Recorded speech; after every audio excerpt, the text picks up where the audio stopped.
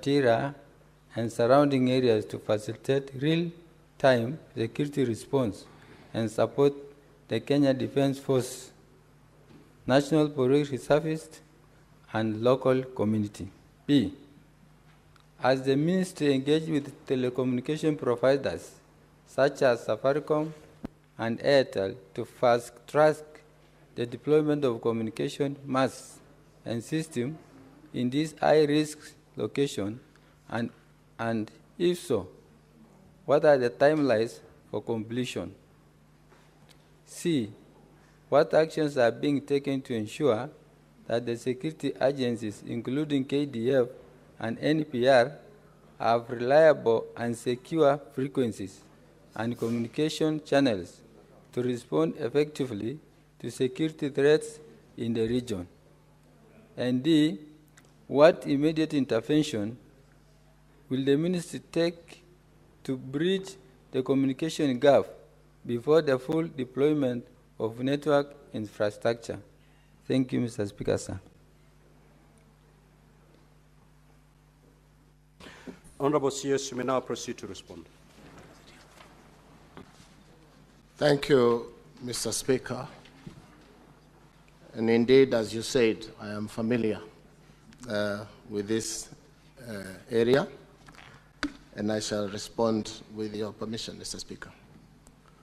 On the first question on establishment, and Mr. Speaker, kindly allow me to mention that there is an annotated document which was forwarded in this morning, and the only difference between the first answer and this one is where we have said certain things will happen. I asked my ministry to be able to put those things in perspective of time allocation for when those things will be done. So with your permission, I may respond, sir.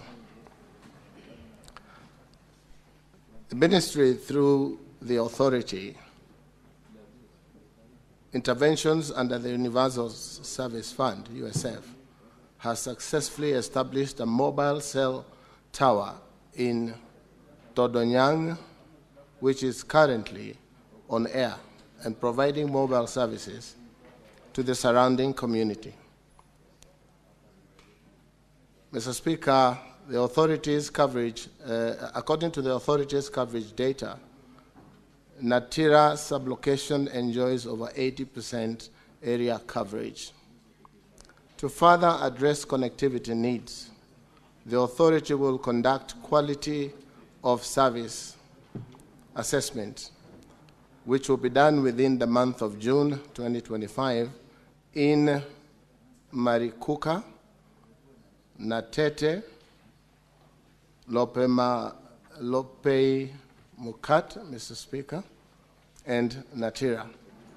The outcomes of these assessments will inform structured engagements with mobile network operators aimed at enhancing service delivery in the identified areas.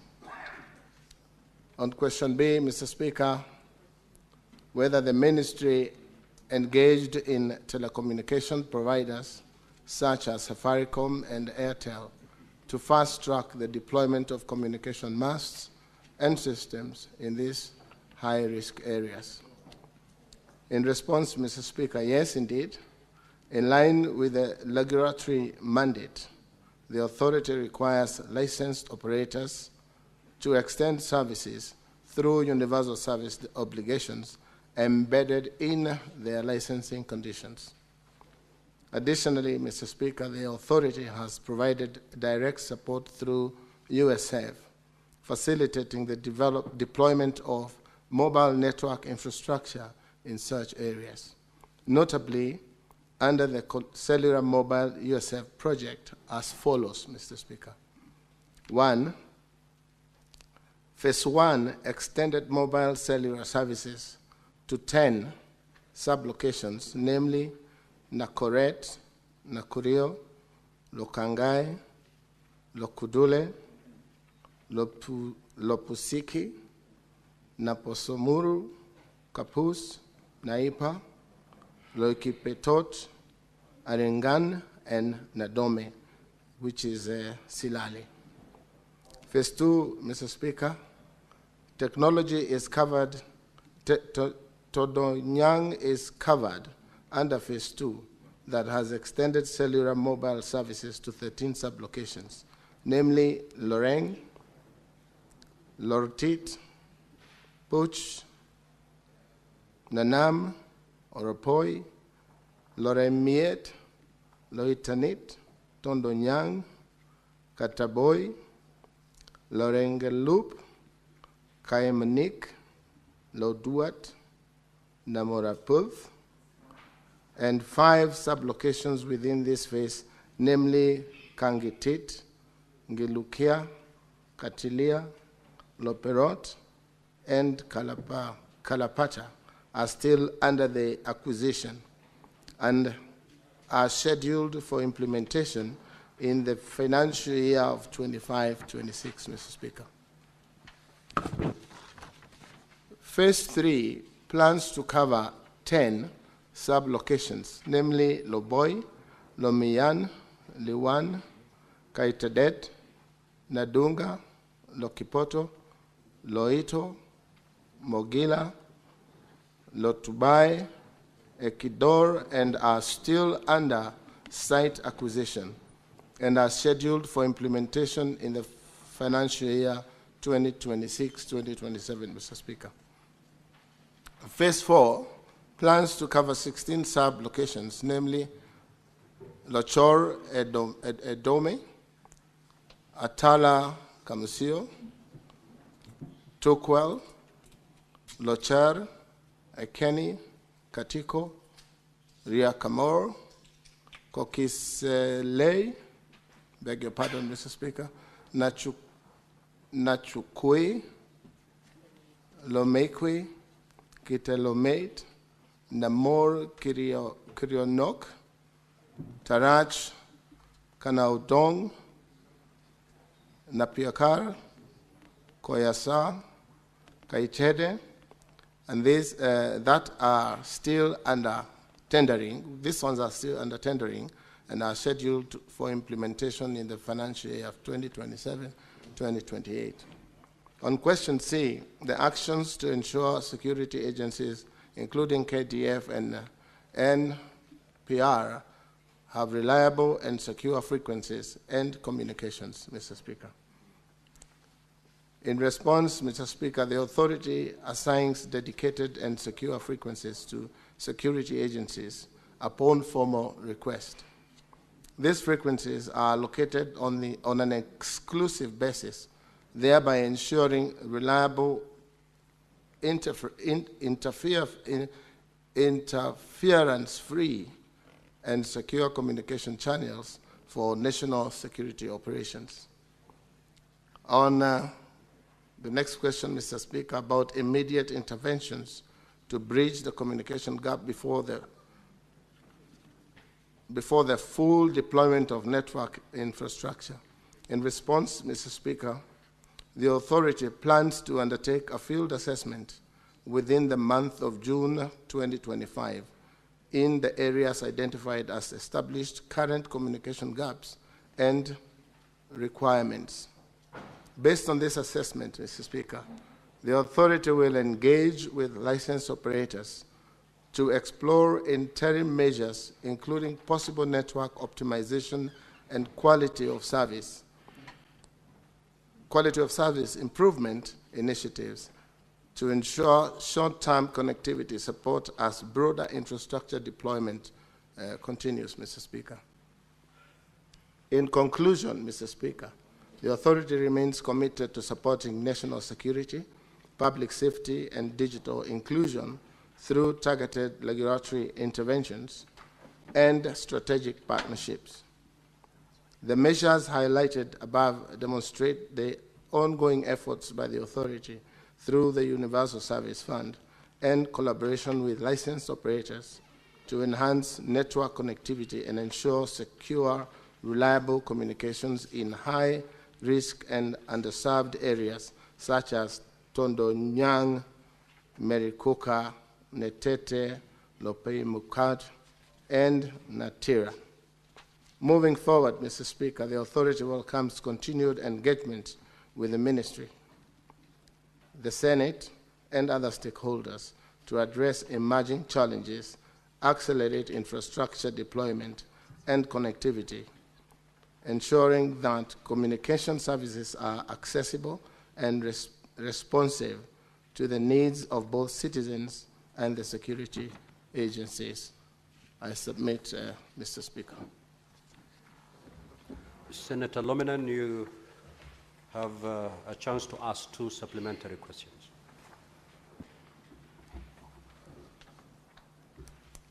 Chair, my supplementary question, after listening to the submissions of the Cabinet Secretary, could the Cabinet Secretary explain to this Senate why has been the delay of establishing network in the border areas of Turkana County, and even not Turkana County alone, even in the nation?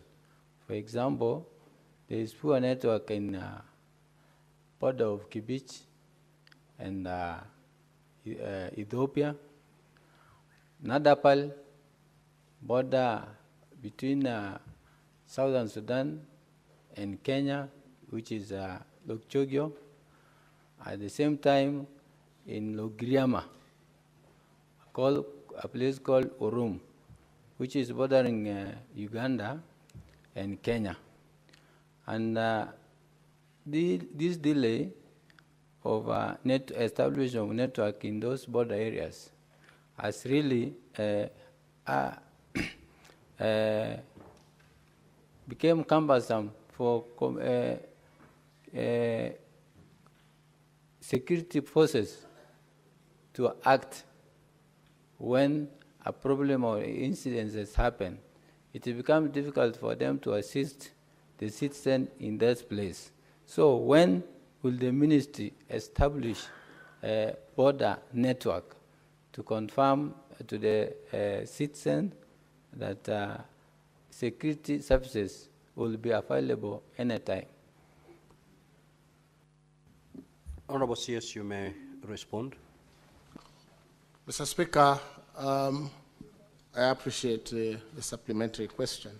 And in response, Mr. Speaker, the ministry's emphasizes very much on connectivity of high security areas, and indeed the entire country, Mr. Speaker. But for areas where we do not have fiber optic, Mr. Speaker, we are working with satellite providers like Starlink, ATC Mast, so that we can use their facilities to be able to give connectivity, especially on the mobile platform. But you realize, Mr. Speaker, that we have a plan to run 100,000 kilometers of fiber optic. But on those areas where there are security issues, we rely on our collaboration, Mr. Speaker, with the other providers like ATC, Safaricom, Starlink, those that have capacity to do satellite provision of services. Mr. Speaker, I submit. Senator Daniel Manzo. Thank you, Mr. Speaker. Now, Honorable CS, just note down the questions, because I'm going to allow about 10 senators to ask questions. Thereafter, you will rise to respond to them at a go. Proceed. And first, let me thank the Speaker for taking the Senate to Turkana, because this question is very familiar. And Mr. Speaker, when we were there, a lot of committees visited the county. Mr. Speaker, I would like to welcome the CS and ask him, now that security is very much connected to communication and is in charge of communication and to an extent development, what is he doing about that so that the Turkana area and the big potential of having big towns there and big hotels in the future can be realized? Senator Mungatana. Asante Bwana Spika. Waziri, mimi ningependa kukuuliza, tangu ulipochukua mamlaka hiyo, and congratulations, and Pongezi kwa kupewa hiyo nafasi. Tunafurahia sana wale wenzetu ambao tulikuwa na wao wakipewa hizo nafasi. Swali ambalo tungependa kuuliza ni kwamba tangu ulipoingia pale, je, wizara ama wewe umetoa mwelekeo wa namna ambayo hizi simu za rununu na telecommunication itafika katika Kenya nzima, haswa sehemu zetu za hizi gatuzi ambazo ziko kando kando? Kwa mfano, sehemu yetu ya Tana River, utakuta ni katika zile miji mikubwa peke yake ambao unapata simu za rununu zinafanya. Ukianza kuingia ndani, kunaingia shida. Sasa nilikuwa nataka kuuliza, je, kuna mpangilio mwafaka, mpangilio maalum katika wizara ambayo umewekwa na pesa ya kusema mwaka huu tutaweka pesa fulani Tana River, area hizi ambazo hazijashikwa na simu zipate. Mwaka ujao itakuwa ni gatuzi lingine. Mwaka wengine, je, kuna mpango mwafaka? Na kama huko, tafadhali weka kwa meza ama table ili tuione na tujue huo mpangilio na pesa ambayo serikali imeweka kwa ajili ya kueneza. Sio sisi kuja kuuliza maswali, yani tuwe na mpangilio sawa sawa. Waziri, tueleze. Asante. Asante. Senator Wambua.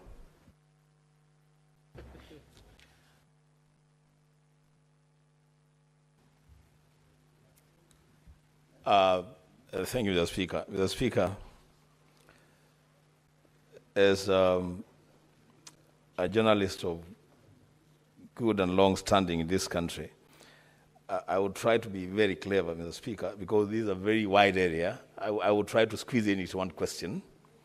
If I fail, just pretend it's one question, Mr. Speaker, so that I can pass a message. It's an important one, Mr. Speaker. Mr. Speaker, just ask one question, only one question. Thank you, Mr. Speaker. Mr. Speaker, the ICTCS is a CS in the 21st century Kenya, not some banana republic in the region or elsewhere. An era where everybody is talking about speeds of communication, not planning to establish networks. Mr. Speaker, my concern, which is now my question, is at what point will we put to an end the planning phase and begin now to deal with current issues of enhancing the speeds of our communications? We cannot be talking about we are planning to roll out network connectivity in the 21st century. That is something we cannot do. Mr. Speaker, can he table, maybe in the next time that he appears, a comprehensive list of regions in this country that are not even covered by 2G, because those regions are there, that we know who we are, Mr. Speaker. I thank you. Senator Kathuri. Thank you, Honorable Speaker. Honorable Speaker, the question listed by our colleague from Senator for Turkana County is very, very important in this era.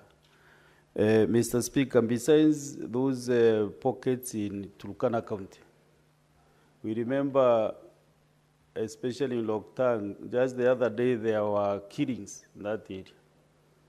And one of the reasons why maybe that happened is because there was no proper communication, such that the bandits who came from Ethiopia invaded a village that had no communication network. It is the responsibility of the ICT ministry. It is the responsibility of communication authority to ensure that our service providers have connected networks across the country. And that is why we have this Universal Service Fund, Mr. Speaker. When I was a member in the National Assembly, I cited this fund when I was the chair of Special Funds Committee. And Mr. Speaker, what we established is that a lot of money is just lying in this authority. And I remember that time, the end of state then, President Uhuru Kenyatta once made a remark that that money should be given to the police because that money was lying idle. That was, I think, in 2021. Mr. Speaker, there is no reason at all that some areas have no communication. There is an agreement between the service providers like Safaricom, Airtel, and the rest that they should do that coverage within a specific time, Mr. Speaker. So this question raised by my friend Romanen is very important. There are many other pockets, even the high potential areas, even where there is no, they are not remote rural areas. Even in Nairobi, there are some areas with no network. In Meru, my house itself has no connectivity where I live. So it is very shameful in this era that we have such pockets in this country without connectivity. So my question, Mr. Speaker, is this. What does this money do, Universal Service Fund? How is it distributed across the country? It is in billions, of course, I know. It is in billions. My friend KAbogo Waziri, it is in billions. Your people should give you facts and figures because we enjoyed the ministry the other day. How do they distribute this money, Mr. Speaker? Because sometimes they go and do labs for computer labs for a school where maybe they know they come from, the officers at the ICT. They do another one where they are known. They do another somewhere else. Mr. Speaker, I want you to give a ruling that they should provide in the last 5 years, where has this money gone? In which counties? In which areas of this country, Mr. Speaker? Fortunately, I didn't know about this fund, Mr. Speaker. Senator for Meru, you've asked your question. Now you're making. I wanted to sink into the management of that no, the CS USF. The CS has understood you. Just give an opportunity to the CS to respond to.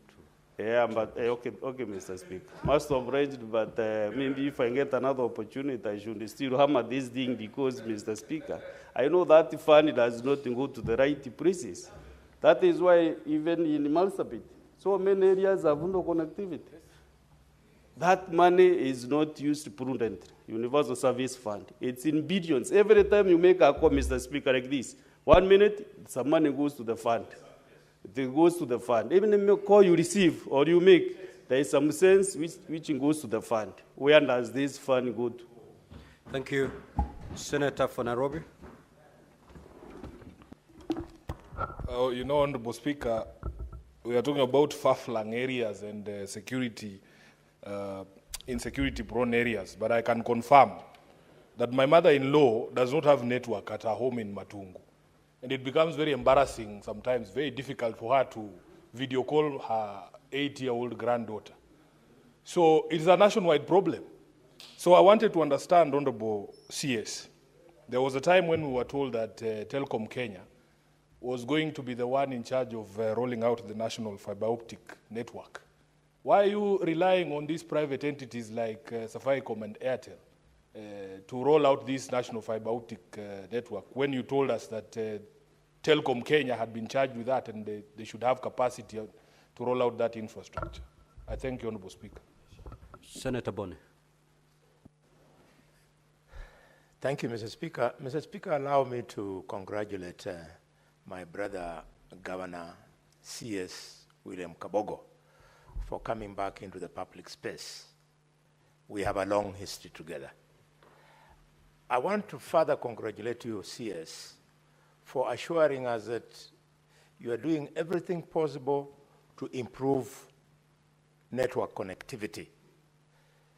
CS, given that after connection, the service comes at a fee to the consumers, what are you doing in view of the obscene profits declared by Safaricom and Airtel?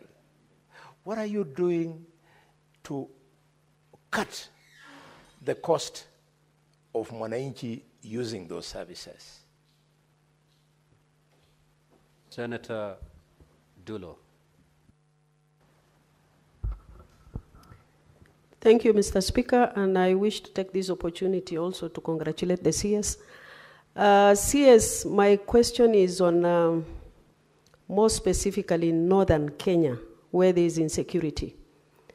I know CA has done some good job, specifically in my county, after pushing them for the last 13 years in communication with them. They have actually put up several boosters in certain areas. So my question is, there are so many areas in northern Kenya where people are still climbing tree to communicate. What plans do you have? Because an attack can happen now, and people are unable to reach for any assistance. Do you have any plans to make sure that those areas have connectivity? Thank you. Senator Wafula. Thank you, Honorable Speaker. I just want to ask our good CS that the far-flanked zones of the great county of Bungoma similarly enjoy networks from their neighborhoods. What are you doing to ensure that Bungoma, Mount Elgon, Sirisi, and parts of Bumula, bordering my friend Sifuna's in-laws, we enjoy coverage as other Kenyans? Thank you, Honorable Azide. Senator Okoito Mtata. Honorable CS, my question is with regards to connectivity. What attempts are there to use satellite technology instead of relying on terrestrial technologies to ensure universal connectivity for Kenyans, irrespective of where they are? You have seen this thing coming in sometimes to be very, very heavy. During elections, when you are told that some areas are not covered by network. So what efforts is the government of Kenya doing to engage in satellite technologies that can enable us to have universal coverage? Thank you, Bwana Waziri. Senator Wamatenga. Thank you very much, Mr. Speaker, for giving me the opportunity to ask a question to my friend CS William KAbogo. My question is, noting that the government has committed itself into providing Jitume hubs across the country. Tetu sub-county in Nyeri received the 51st one that was launched some times back. The young people and living around that area are using it. However, the connectivity, because of lack of fiber optic connectivity, and the speed is very low. What plans does the CS have to ensure that all Jitume hubs enjoy high speed so that the young people do not spend a lot of money on slow speeds to upload their work? Thank you, Bwana CS. Senator Lelegwe.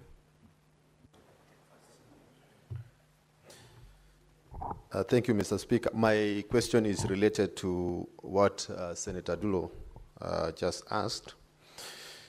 But specifically, could the Cabinet Secretary clearly clarify the government policy and any specific plans regarding the expansion, strengthening of mobile network coverage in areas affected by insecurity, particularly in the northern Kenya and Kerio Valley counties, where cat rustling and related insecurity threats remain prevalent? Thank you, Mr. Speaker. Senator Abbas. Thank you, Honorable Speaker. Honorable Speaker, network coverage actually is a very important thing. But today, everything and every shilling that you're paying to this country goes through e-citizen. And most of the Kenyans, actually, especially in peripheries like northern Kenya, Turkana, one of the largest areas, does not have network. Now we are being told to pay school fees through e-citizen. What is the plan from the ministry to connect, to improve on the connectivity, so that Kenya, the other Kenyans, especially in northern Kenya, can enjoy the service of the e-citizen. Honorable Speaker, Safaricom has a huge profit every year that it's making. CA is receiving a lot of money that is idle, as it has been said. The government is getting a lot of taxes. But the problem is this country, half of it, Mandera, Wajir, and the Turkana, is actually 20% of this landmass. And there's no network. Insecurity is there. People are being killed every day. Chiefs are being kidnapped. Policemen are killed just because they cannot get rescue due to lack of network. So what is the ministry doing to improve and urgently improve the services of network coverage? And why is it that Safaricom has a monopoly for providing networks for this country? Thank you so much.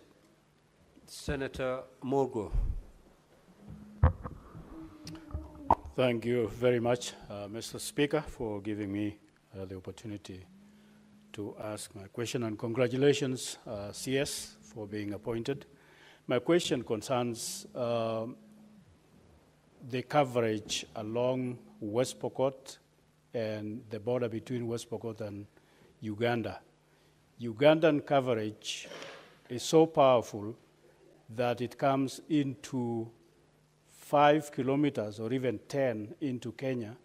And so it begins to chew your money right away.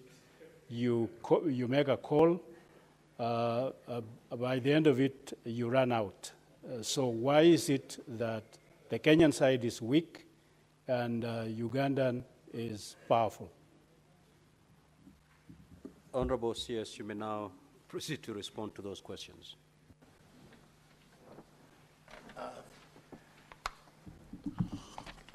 Thank you, Mr. Speaker. As I attempt to answer clearly and giving details, but I also, Mr. Speaker, want to undertake that we shall supply comprehensive answers to these questions within the next 3 days so that every member's question is properly answered. But I shall attempt to answer. On the first question, Mr. Speaker, why the delay in establishing networks in borders of Ethiopia, South Sudan, Uganda, hinder security forces? When to establish networks? Mr. Speaker, we are not planning. We are actually laying fiber. And as I said earlier, Mr. Speaker, we target to do 100,000 kilometers of fiber. And this is happening between ICTA, which is the ICT authority, and Kenya Power. And why Kenya Power, Mr. Speaker, is because as I came in, I found that it was established, Mr. Speaker, that doing it through Kenya Power over last mile would have been quite easy and faster. So we actually are on top of it. And on the issue of those areas that have digital divide, which have no coverage, is where we are working with satellite providers, like we just licensed Starlink, which is very widely used even in urban areas. And we hope to continue to collaborate with them for places where we have not been able to reach our fiber optic. Mr. Speaker, on the question from Honorable Manzo, security is connected to communications. What he is doing, what I'm doing to support development of these towns, especially in Turkana, Mr. Speaker, it is through this fiber optic that we would want to connect the entire republic with high-speed and reasonably priced internet. But we shall give a detailed plan, or not plan, action that is going on to connect the republic. To my friend, the Honorable Mungatana, how telecommunications will reach in the areas like Tana River. Mr. Speaker, we are already laying cable to those areas. We shall give the honorable member details of where we will have reached by the end of this month and what we plan to do in the next 3 months. And Mr. Speaker, the activity is very well funded by several projects, donor projects, World Bank and others, and also use of the USF fund for the purposes that it was set to be used. A few members have said, Mr. Speaker, that a lot of money lie idle. We should be able to give the same details of what has been spent in the last 5 years and what is happening now with the USF fund. It is my commitment that that money shall be used in accordance with the law, but also to make sure that Kenya is completely connected. I think it was Honorable Enoch. Space of communication, at what point will be end planning stage and enhance action? As I said, Mr. Speaker, it is now that we are connecting. We are not planning. We are connecting Kenya now. We have very little funding from GOK, Mr. Speaker. But as I said earlier, we have development partners who have interest in seeing that we stay on top of this business. As you know, Kenya is probably the most advanced country in terms of connectivity in Africa. But we do not want to be the first ones in Africa or number one in Africa, but play at the global space. We are doing it in phases, Mr. Speaker. State to stage, which is yearly what we have done every year. We have done already 3 phases. And Mr. Speaker, we shall provide the details. From Honorable Catherine, I think. You may excuse me, Mr. Speaker, if I didn't get the name right. It's a responsibility of CA to ensure connectivity in the whole country. Money is lying idle with the authority. We should provide how money has been spent. I have given that commitment, Mr. Speaker, that we shall give the entire details. And that's why we are deploying fiber and last mile connectivity project. And a commitment of 10 billion shillings has been put to ICTA and Kenya Power Lighting Company, the details of which we shall provide, Mr. Speaker. The breakdown for the last 5 years, as per the request, will be given to Parliament in the next 3 days. The money cannot be misused. It's guarded by the licensee, who are the responsible agency. Mr. Speaker, that is a commitment given to me by the DG, who is part of the support team I have here. And I shall take him to task to be able to give that information to the House, Mr. Speaker. From Senator for Nairobi, Honorable Sifuna, it's ICTA which is doing it, not Telecom. I know there was a last connectivity to hubs and government institutions, especially the centers of excellence in constituencies. But Telecom itself has got huge problems where they may not even be able to do that last mile. We are now doing it with other providers. And government is committed to making sure that all 53,000 connections to government institutions will be done probably before the end of next year through fiber. Also necessary to state that we are working with mass companies like the American Towers to be able to provide part of the 25,000 public Wi-Fis. Mr. Speaker, worth to note is that some of the public Wi-Fis, when I came in, most of them were not working. And the reason being, Mr. Speaker, is that the part of sustainability was not considered during inception. But we are now trying to release these public Wi-Fis to young men and women who will man them and probably have a small fee of 5 shillings or thereabout so that they can keep them lit, because internet is available. It's just a matter of making sure that they are working. I think Honorable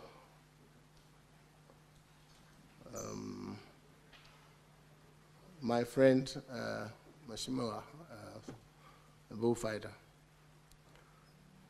what are we doing in the view of view of obscene profits, that what we are doing to cut costs of connectivity?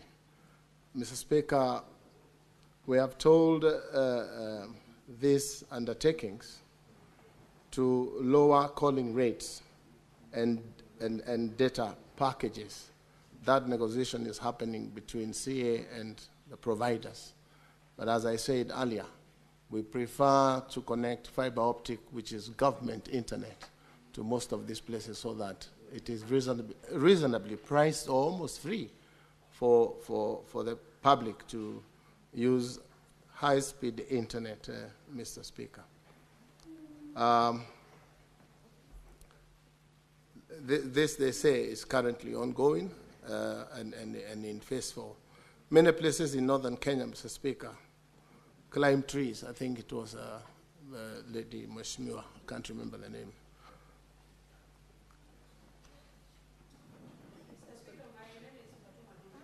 Thank you, Mr. Speaker. I note Honorable Fatima.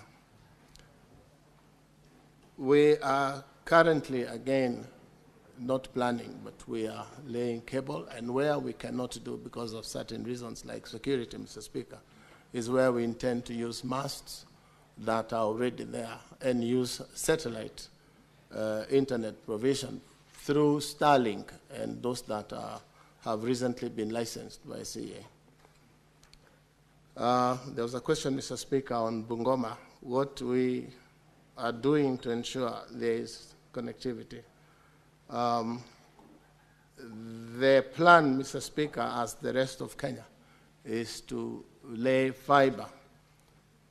We have issues, Mr. Speaker, on efficiency of ICTA and Kenya Power. And I have them in my office almost every other week, Mr. Speaker, trying to push on this issue of last mile. And we hope that we should be able to pull up our socks to deliver on this very noble and important mandate. From the Honorable Matinga, Mr. Speaker, connecting Gitume hubs, yes, we are on top of it. We are connecting all Gitume hubs and one in every constituency, and more so, those are centers of excellence. But we also plan to do 1,450 digital hubs, one in every ward. And that is happening in collaboration also with the members of parliament who amended the law to allow them to use CDF to construct and us to provide the link. And this will be done with government Wi-Fi, which will not be paid for by the Gitume hub. So we're on top of it, Mr. Speaker. Government policy, Mr. Speaker, on expanding mobile connectivity in northern Kenya. We are working with security agencies and mobile network operators to deploy. And what our plan is to improve connectivity in Wajir, Mandera, etc. is we have concentrated in this region and such areas. And as I said earlier, Mr. Speaker, we shall provide details of what has been done so far and what we intend to do before the end of this financial year. Mr. Speaker, I think it was the last question on coverage in West Pokot and Uganda and why Uganda seems to be stronger. It may happen, Mr. Speaker, that Uganda may be stronger, but we have places where you pick either Kenyan signal or pick Uganda signal, but we plan to be able to make sure that we have good connectivity in the entire republic and not limited only to border towns. Mr. Speaker, I submit And as I have said, some of the supplementary questions may not have been properly addressed, and we shall seek your indulgence, Mr. Speaker, to get us a copy of the answer through the clerk so that we may answer these questions substantively to the satisfaction of the House. Mr. Speaker, I submit. Senator Karungo. Thank you very much, Mr. Speaker, for giving me this opportunity to ask my question. And I'm happy to see the CS, KAbogo, who hails from my county, that is Kiambu County. And it's good to tell the House that we used to work together between the year 2013 and 2017, when he was my governor, and at that particular time, I was the MCA. So congratulations once again, CS KAbogo. Now, Mr. Speaker, my question, because from everyone who is asking, we can tell the whole country is suffering when it comes to network coverage. But allow me, as a member of the Senate Caucus on Futures, that is Foresight, ask, after we get the whole network, then what next? And this brings this question, Mr. Speaker. Is the ministry working with the Ministry of Education and KICD, that is Kenya Institute of Curriculum Development, to integrate AI and emerging technologies into the curriculum of basic and tertiary education, Mr. Speaker? Because we are in the times of AI, artificial intelligence, and very soon we are going to lose jobs. They say, as per the national AI strategy that the CS launched a few weeks ago, we are going to lose 40% of our jobs. So my question is, so that we protect and we see that we will enjoy the opportunities that will come with the AI, is the ministry working with the Ministry of Education? Thank you. Senator Onyonka. Senator Onyonka. My apologies, Mr. Speaker. I also would like to be in that category of Honorable KAbogo's friends who wants to say congratulations, yes. And indeed, the way you are speaking, I'm encouraged because it sounds like you've got the bits and pieces. The question I wanted to ask you, we have a new and latest development called ChatGPT, which comes under the 5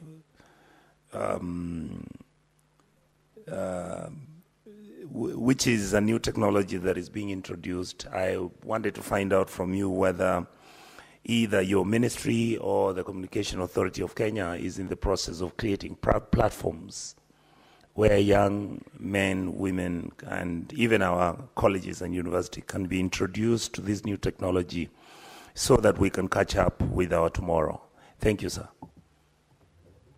Honorable CSU may now proceed to respond.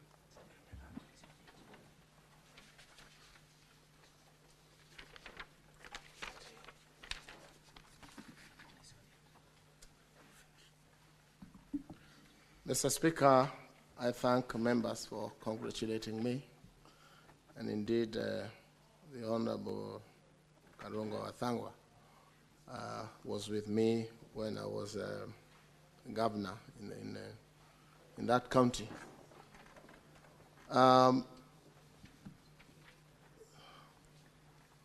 Beg your pardon, Mr. Speaker. The question of whole country is suffering on the network coverage. And Mr. Speaker, this is true. Although we pride on having 121% mobile coverage in the country and approximately 62% of coverage on fiber, which we would want to take to 90% in the current, in the coming financial year, Mr. Speaker. On the issue of AI, Mr. Speaker, you realize that, Mr. Speaker, we did actually launch our AI strategy, which was between our ministry in collaboration with the European Union. and now are working on a policy, Mr. Speaker. And we hope that before the end of this financial year, we shall have a policy in place. We are integrating, Mr. Speaker, artificial intelligence into the curriculum, and we are working closely with the Ministry of Education to be able to bring AI into this space of ICT, Mr. Speaker. And as you know, this is a field that is really changing. And to join that with the question from the Honorable Onyonka, Mr. Speaker. Chat GPT is in very wide use right now in the world, and Kenya is not left behind, Mr. Speaker. We urge Kenyans to be able to participate in this space, but the question was whether we are going to encourage Kenyans and whether we'll come up with a way of making AI learning possible in the country, and it is true that is what we are doing, Mr. Speaker. We also intend probably to be able to bring into law on good use of this space, because it could be good, used for good and for bad, Mr. Speaker. And that is work in progress, Mr. Speaker.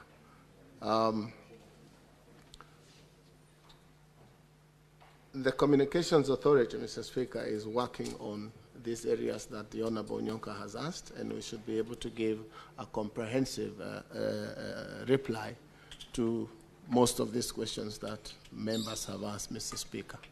I submit, Mr. Speaker. Now, Honorable Senators, that brings to the end our interaction section with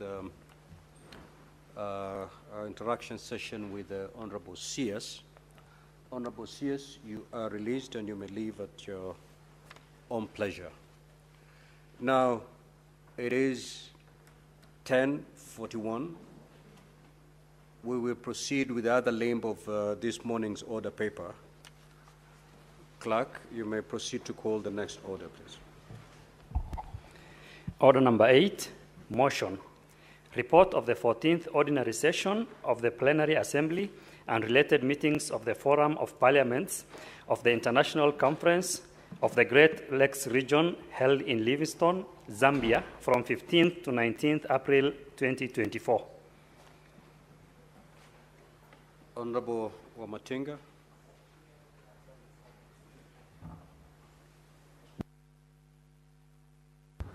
Thank you, Mr. Speaker, sir. Pursuant to this, I rise to,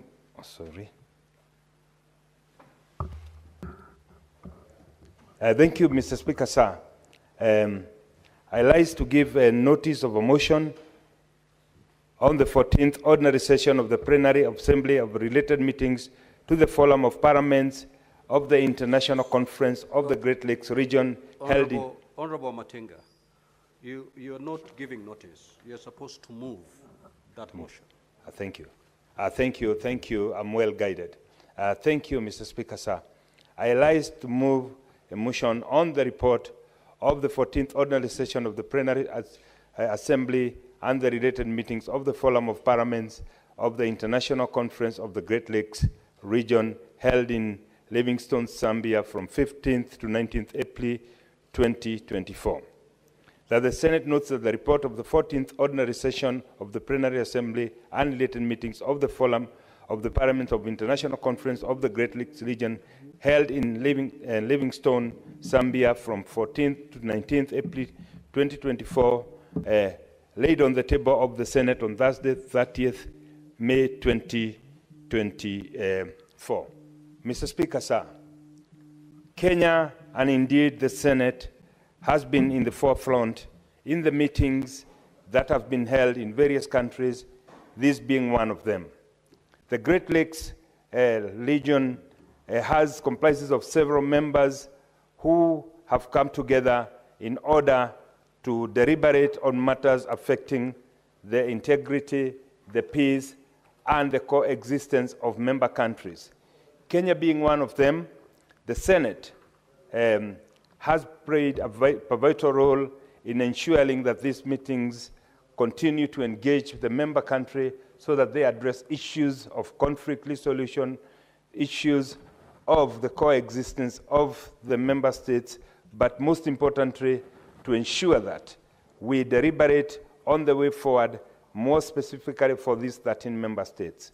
Mr. Speaker, sir, these meetings provide an opportunity for the member states not only to exchange ideas, but also noting that there have been some conflicts, especially in DRC Congo, in South Sudan, at times in other regions. It has become a good platform for the members to engage on the way forward, and most importantly, to seek solutions for the challenges that affect the African region, and more specifically, the Great Lakes region. Mr. Speaker, coexistence and peace in the countries will and is very, very paramount for not only the member states. We as a country, Mr. Speaker, it is important to note that we do a lot of trade among ourselves, and therefore, when there is a good partnership, when there is good relationship between the member states, it is good for us. However, Mr. Speaker, it has been noted with a lot of concern because of the challenges that are facing some of the smaller or the younger democracies and some younger nations. There has been a limited physical space because this is basically an organization, a platform that is financed by member states' contribution, which is based on the country's GDP. Mr. Speaker, we've seen in the last couple of years, there are some member states that have continued to accrue on non-contribution because of their internal affairs. Mr. Speaker, sir, this being the case, it is important that we keep on engaging members so that the ICGL becomes an organization that is self-driven, and most importantly, the sustenance of the same, because of the big population in this region, it becomes something that can be beneficial to the region. We know, Mr. Speaker, sir, that the conflict, especially in the western part of the DRC Congo, the conflict between the Rwandese M23 and some other conflict group has also raised quite important issues that needs to be raised, to be resolved. And therefore, Mr. Speaker, we have seen, and to commend that, there was a few weeks ago a meeting that was called by the President of the Republic of Kenya for the member states so that we can try and address some of these issues. Mr. Speaker, African conflict, the solutions lies in our hands, and this can only be achieved by ensuring that we deliberate on issues that affect the member states, but most importantly, over-reliance on the donor countries has been dwindling over time because, as we know, the geopolitics of the world is changing, and therefore most regions are looking at their internal affairs, and therefore it is important that ICGL becomes self-financing, and this can only happen if we are able to persuade the member states, which Kenya is one of them, to make their contribution. Mr. Speaker, it is also worth noting that Kenya, being one of the largest contributor to this organization, that we need to be also up to date with our own contribution, with our own commitment, so that we ensure that the younger democracies like the Southern Sudan, which do not have the physical space, maybe even to make their contribution, do come and work with us, because we need everybody in this, out of the 13 members, so that we can be able to strengthen the organization, but most importantly also achieve the goals that this organization is meant to achieve. Mr. Speaker, there are quite a number of things that we have been engaging on, and most importantly is ensuring that there is gender parity in what is done, there is peaceful coexistence, and most importantly also that we also move towards ensuring that we have a streamlined way of transaction by ensuring that the tariffs and by ensuring that the mobility of the people and labor is not limited to some countries. Mr. Speaker, sir, having participated in quite a number of these meetings, it is the potential that we have as an organization that makes it important for each and every one of us to ensure that it succeeds. We know, Mr. Speaker, that this is a homegrown solution, a homegrown approach that seeks to solve problems within our region by ensuring that we become the major contributors, and this is something that is important. Noting the importance of parliamentary diplomacy, Mr. Speaker, the regular meetings between the member states and the discussion and many plenaries that have been taking place, for at times with major challenges of some of the members not being able to attend or not being able to send delegations because of a shortage of resources, it is something that we need to address, and this can only be done if, Mr. Speaker, we become also deliberate in trying to look for partners beyond our region, beyond our boundaries, so that we can be able at least to mitigate the shortcomings from some members, especially in their budgetary allocation.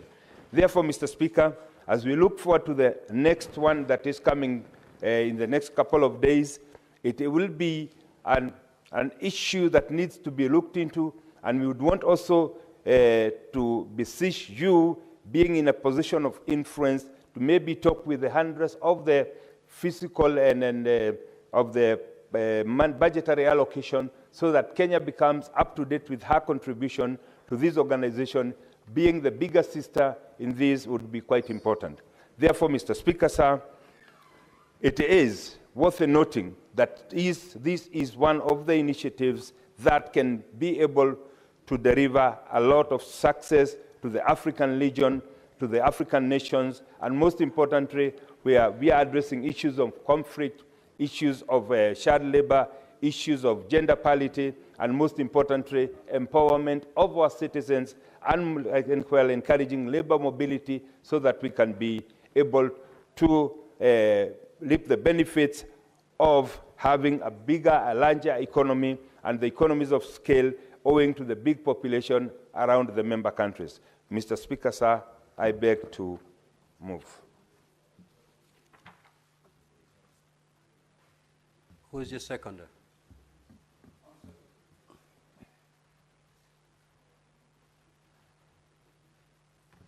Thank you, Mr. Speaker. I'll request Senator Sheragei to second.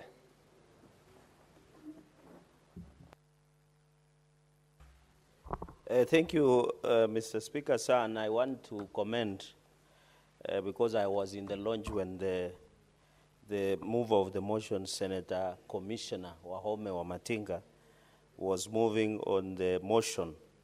As I rise to second the motion, Mr. Speaker, on the Forum of Parliaments in the Great Lakes region that happened last year, 15-19, 2024, Mr. Speaker, I want to agree that as Great Lakes Union, he has highlighted a number of challenges that we face as a region, Mr. Speaker, sir. And one of the, somebody said, Mr. Speaker, that African problems need African solutions. We know in these Great Lake regions, as he has highlighted, a number of challenges in DRC Congo about the M23, the reaction of Rwanda related. So, Speaker, the issue, the crisis we are looking at South Sudan, where the former Prime Minister is leading mediation under the able appointment of the His Excellency President William Ruto, between Riek Machar and the first Vice President. So, Speaker, that country is interesting. It has almost 6 vice presidents or 5 thereabout. I hope in Kenya we can have a number of vice presidents in future together per region, because I know there is a unique arrangement, power agreement and peace agreement in South Sudan that pushes. So the first vice president, Mr. Speaker, and there was a killing of a general that has triggered the crisis. And Mr. Speaker, you have to appreciate that Kenya becomes a victim or a collateral damage in the instability in this region, because Kenya hosts one of the biggest refugee camp, Kakuma, Mr. Speaker, in this region. So when there is instability in South Sudan, it affects this country, because there is influx of refugees that come from that region. Not only South Sudan nowadays, Mr. Speaker, you see there is fighting in Sudan, the main Sudan, Mr. Speaker, between Rapid Support Forces, RSF, Mr. Speaker. We still have a bigger challenge that goes on in that region, Mr. Speaker. So it is still, this region of Great Lakes, Mr. Speaker, we must have peace and security for development, for investment in this region, Mr. Speaker. And therefore, it goes without saying that we must relook at this region. Even what is happening in, Mr. Speaker, in DRC Congo, between the fighting that we are seeing, the rebel forces and the government are fighting. Mr. Speaker, we saw the meeting that happened in Qatar between President Tshisekedi and President Kagame, Mr. Speaker. But it looks like that process is a bit slow. We want this region to be stable, Mr. Speaker, especially Great Lakes region, because one, it's unique. We have a very unique climate. You can see the rainforest that straddles across the Central African Republic all the way into DRC Congo, Mr. Speaker. We also need to relook at the issue of minerals in the region. We have had allegations that the reason Sudan is fighting is because there are minerals which has not been substantiated, Mr. Speaker. There is the issue of oil. So this region, Great Lakes region, Mr. Speaker, has a unique aspects that needs to be redefined. And as Parliament, Mr. Speaker, I have not seen, and I hope and I have seen the recommendation of this report, is that we need to be part of appropriating necessary resources as a Parliament. In most of these organizations, the Secretariat of Great Lakes Region, Mr. Speaker, even we are members of African Union, we are members of East Africa Union, we are members, and East Africa Union, EAC, Mr. Speaker, where now DRC and other countries like Rwanda, Burundi, Kenya, Tanzania, and other regions, Mr. Speaker, are part of this conversation. But, Mr. Speaker, we did visit, I think early this year, the East Africa Secretariat in Arusha. And they are doing a good job. If you see the connection, because also we must look at the transport, if you see the connection that they are getting, these countries like Rwanda, Burundi, all these regions, Mr. Speaker, are relying on this network that passes through Kenya, the northern corridor that supplies goods and services across this region. But the Secretariat does not have sufficient resources to push. So as a Parliament, we have a unique role.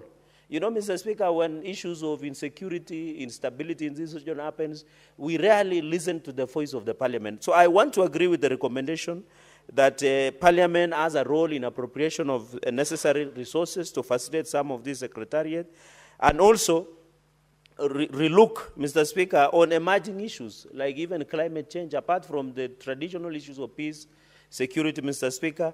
We must also be alive to the changes that is happening in this region, Mr. Speaker, by ensuring, and I think Kenya, Mr. Speaker, in the last session, before the African Climate Summit happened here in KICC, this House passed a number of legislation to bring climate intervention mechanisms, and I hope our friends from Great Lake region, which majority come from East Africa region, Mr. Speaker, are able to relook at those aspects so that we can be able, Mr. Speaker, to engage.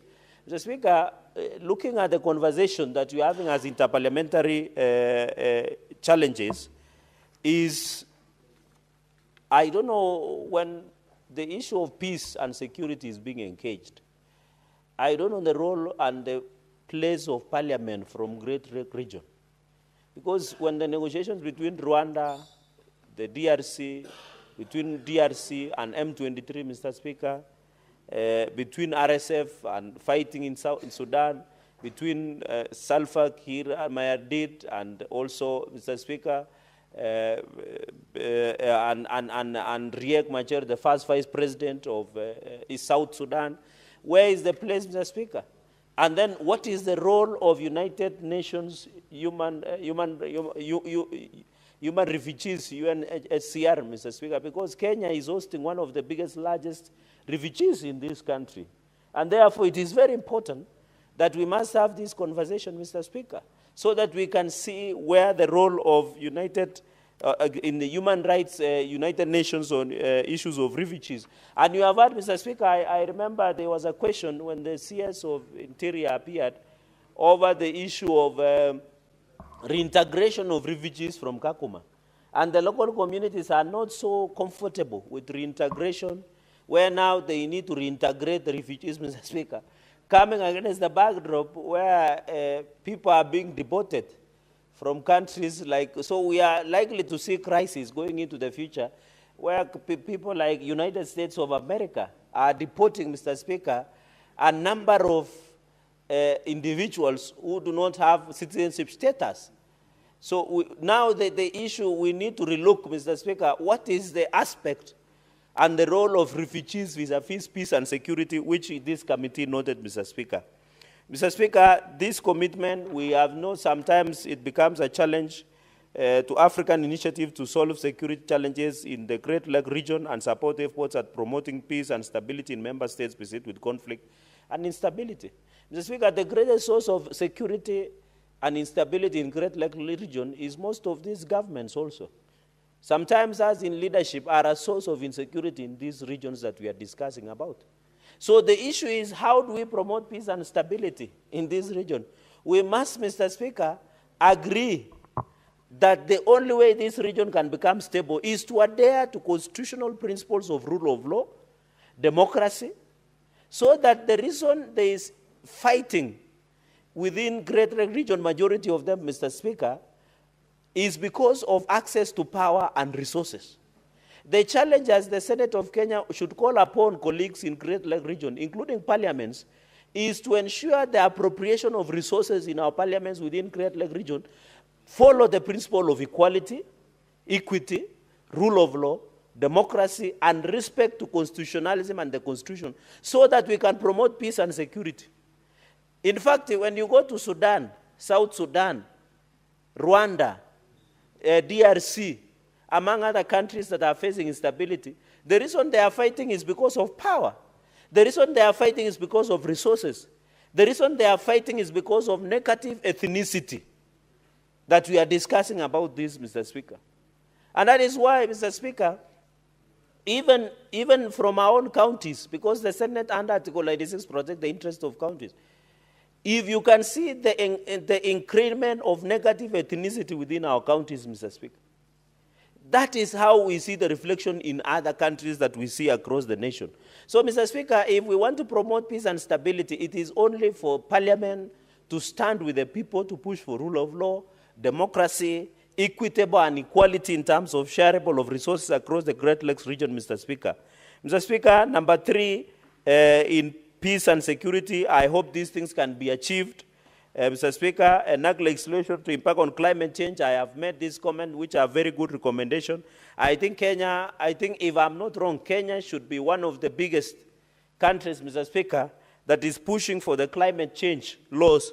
And therefore, I hope, Mr. Speaker, Kenya is the leader, not only in Africa, but also Great Lake unions, because we hosted the African Climate Summit that has never been hosted in this region, Mr. Speaker. And we have enacted the laws that are related with climate challenges and climate issues that we face as a country, Mr. Speaker. And therefore, I want to allow, in fact, Mr. Speaker, the East Africa community, which is largely part of Great Lake region, should just reintegrate the climate laws that we have passed as a Parliament of the Republic of Kenya, Mr. Speaker. Mr. Speaker, natural resources, I think this is fine. Mr. Speaker, there is I don't know, the late Kambarage Mwalimu Julius Nyerere. Is it the national park between, is it Tanzania and Zambia?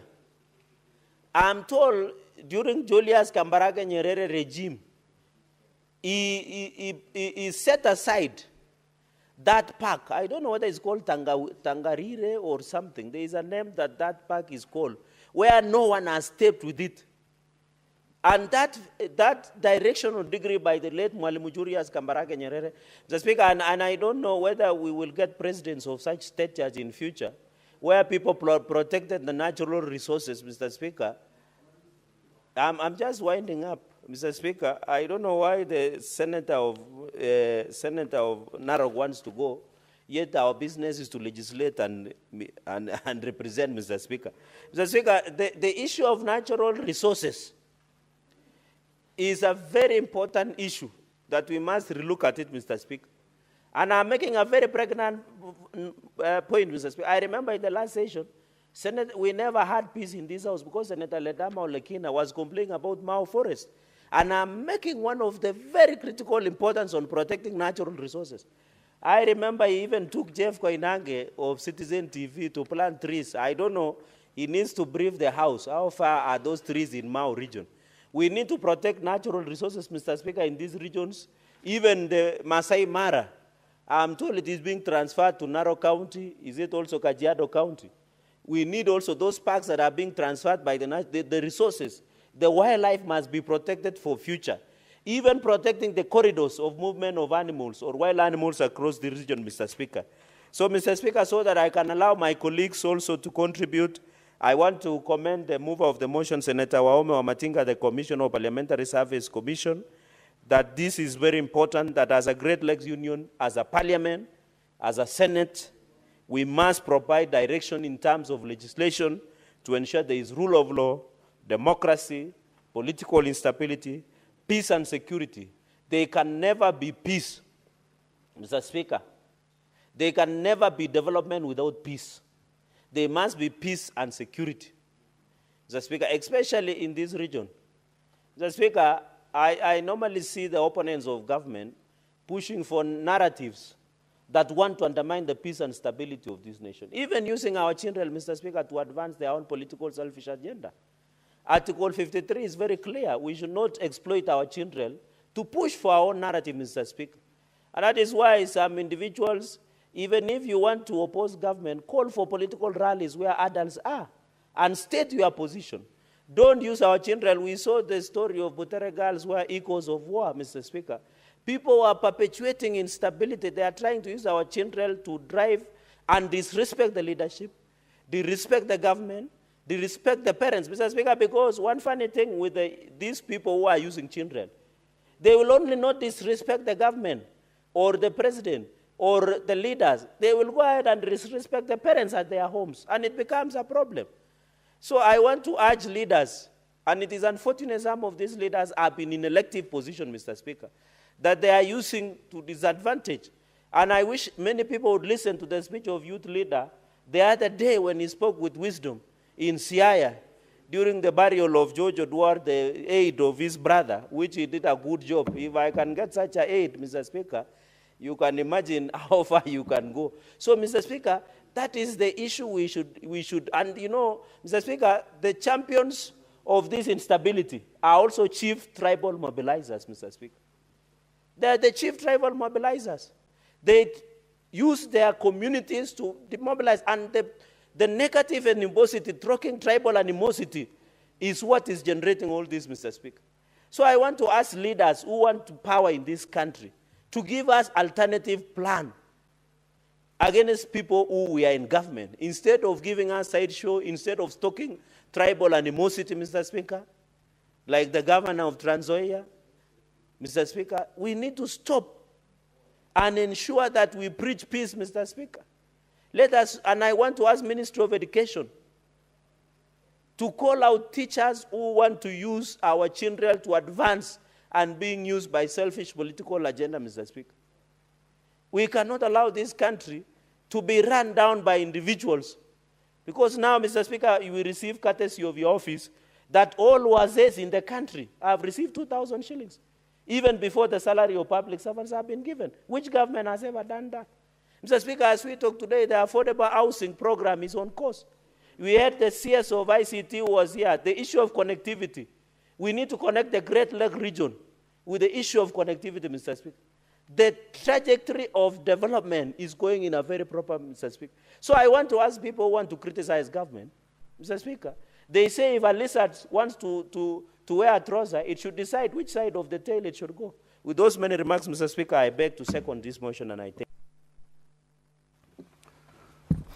Honorable Senators, I'll proceed to propose the question that the Senate notes the report of the 14th Ordinary Session of the Plenary Assembly and related meetings of the Forum for Parliaments of the International Conference on the Great Lakes region held in Livingstone, Zambia from 15th to the 19th of April 2024, laid on the table of the Senate on Thursday, 30th May 2024. The floor is open for debate. The Honorable Senator Mungatana. Mr. Speaker, I want to thank you very much for giving me this opportunity to also air my views on this meeting that took place in Livingstone, Lusaka. Mr. Speaker, the theme of these meetings of members of parliament from the 12 countries of the Great Lakes was about climate change and climate adaptation. Mr. Speaker, the Great Lakes region, you know, some people, when they hear the names of these 12 countries, they wonder, how are we related with countries like Zambia? Mr. Speaker, if you look at the list of these people, of these member states, you have Angola, you have Burundi, you have Republic of Congo, DRC, you have Zambia, Uganda, and so on. Mr. Speaker, I had the fortune of serving as commissioner in the COMESA Competition Commission for 6 years. And I know when I go to Zambia, Mr. Speaker, this is an area where you feel so comfortable because they speak like us, their English intonation is like us, the way they dress is like us, and I even found Pokomo names in Zambia, Mr. Speaker. If you go down a bit down here to Malawi, you'll find a place called Salima. And in that city of Salima, it's the equivalent of their Malindi, of Kenya's Malindi. You find very good English, Swahili speakers there, and you feel totally at home. So, Mr. Speaker, the Great Lakes region, which surround all, we are all the same. And I'm very happy that Kenya was able to take a lead role in the discussions on climate change. Mr. Speaker, today, if it overrains just up here, outside our borders, the effects will come plummeting all the way to Kenya. They will go all the way down to the Great Lakes region, in fact, all the way down to Zambia, even Mozambique, because the climate that we are dealing with here in Africa and in the world does not know boundaries. The physical boundaries that we have created, Mr. Speaker, cannot, they're not boundaries for the climate change. And Mr. Speaker, it is real that temperatures have been rising. Rainfall patterns have changed. The amount of precipitation being received has continued to rise within the Great Lakes region. And it is good that members of parliament from this region met in Zambia, in Livingstone, to discuss what we are going to do as a nation, as a team from within the Great Lakes region. Mr. Speaker, I know many times when the Great Lakes region converges, people tend to go to peace and security discussions. But Mr. Speaker, climate change is real. And the problems our people are facing are because of climate effects. They are real. And we who are in positions of authority to represent our people, it is in fact a very good idea that we should continue to meet within the Great Lakes region to ask ourselves, what are we going to do with these rising temperatures, with these changing rainfall patterns, with the rise in precipitation, and the increase in the waters within the Great Lakes region? What are we going to do? What common joint strategies can we adopt so that our people are protected within these regions? And Mr. Speaker, I'm very happy because I have read this report and have seen one of the fundamental resolution that was made in this meeting is that the parliaments of the Great Lakes region, we must play our role And one of the most important role is to create legislation that will help do climate change adaptation. And this legislation, Mr. Speaker, ought to be legislation that is uniform. Why I say this is that you will find, for example, Kenya has passed various legislation in the area of climate change and climate adaptation, even climate mitigation measures. But when you look at some of our area, member states, neighbors within the Great Lakes region, this has not been able to be achieved. So, Mr. Speaker, it was my hope, and I will still keep recommending this, that a model law be created for purposes of legislating on climate adaptation and climate change within the Great Lakes region, so that our parliaments, our various parliaments, when we go back home, we will have adapted a model law that can be brought and adapted into the Kenyan circumstances, into the Sudan circumstances, Tanzania circumstances, but we must have a law within this Great Lakes region so that we are able to say, this is what we planned to do as your leaders and your representatives in the House. The other thing, Mr. Speaker, that this conference resolved was that Parliament must play its role of oversight in this region. This region, Mr. Speaker, when disaster comes, a lot of materials and relief is sourced and brought around so that we can help our people. But Mr. Speaker, a lot of times our parliaments, including the Kenyan parliament, we are left out of the process of procurement. We are left out. In fact, we don't play any process. And we don't do this at the risk of a lot of our resources being wasted. And I'm saying it's not just in Kenya, but in the entire Great Lakes region. And I'm glad those who attended, they picked up this issue. The issue of oversight on resources is critical. And I say this because when we pass the budgets in our various parliaments, and when we pass the equitable share here in the Senate, and it is given to governors, the funds that we put for emergency, we don't have really an opportunity to oversight those funds. We are just told 1,000 bags of maize or 20,000, cooking oil jars were bought and stuff like that was done. And the emergency procurement laws were put in place because it was an emergency. Mr. Speaker, when they do emergency procurement, this is where people have been creating climate change millionaires.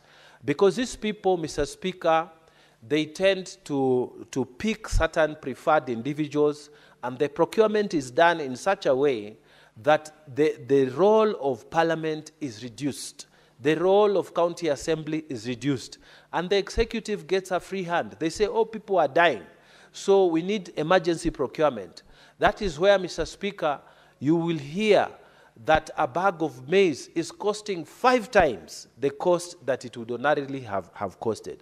So, Mr. Speaker, this resolution that we must find a way to oversight within the Great Lakes region, within Kenya and all this area, that we must find a way to oversight the resources that are allocated for climate change mitigation, climate change adaptation is a critical thing.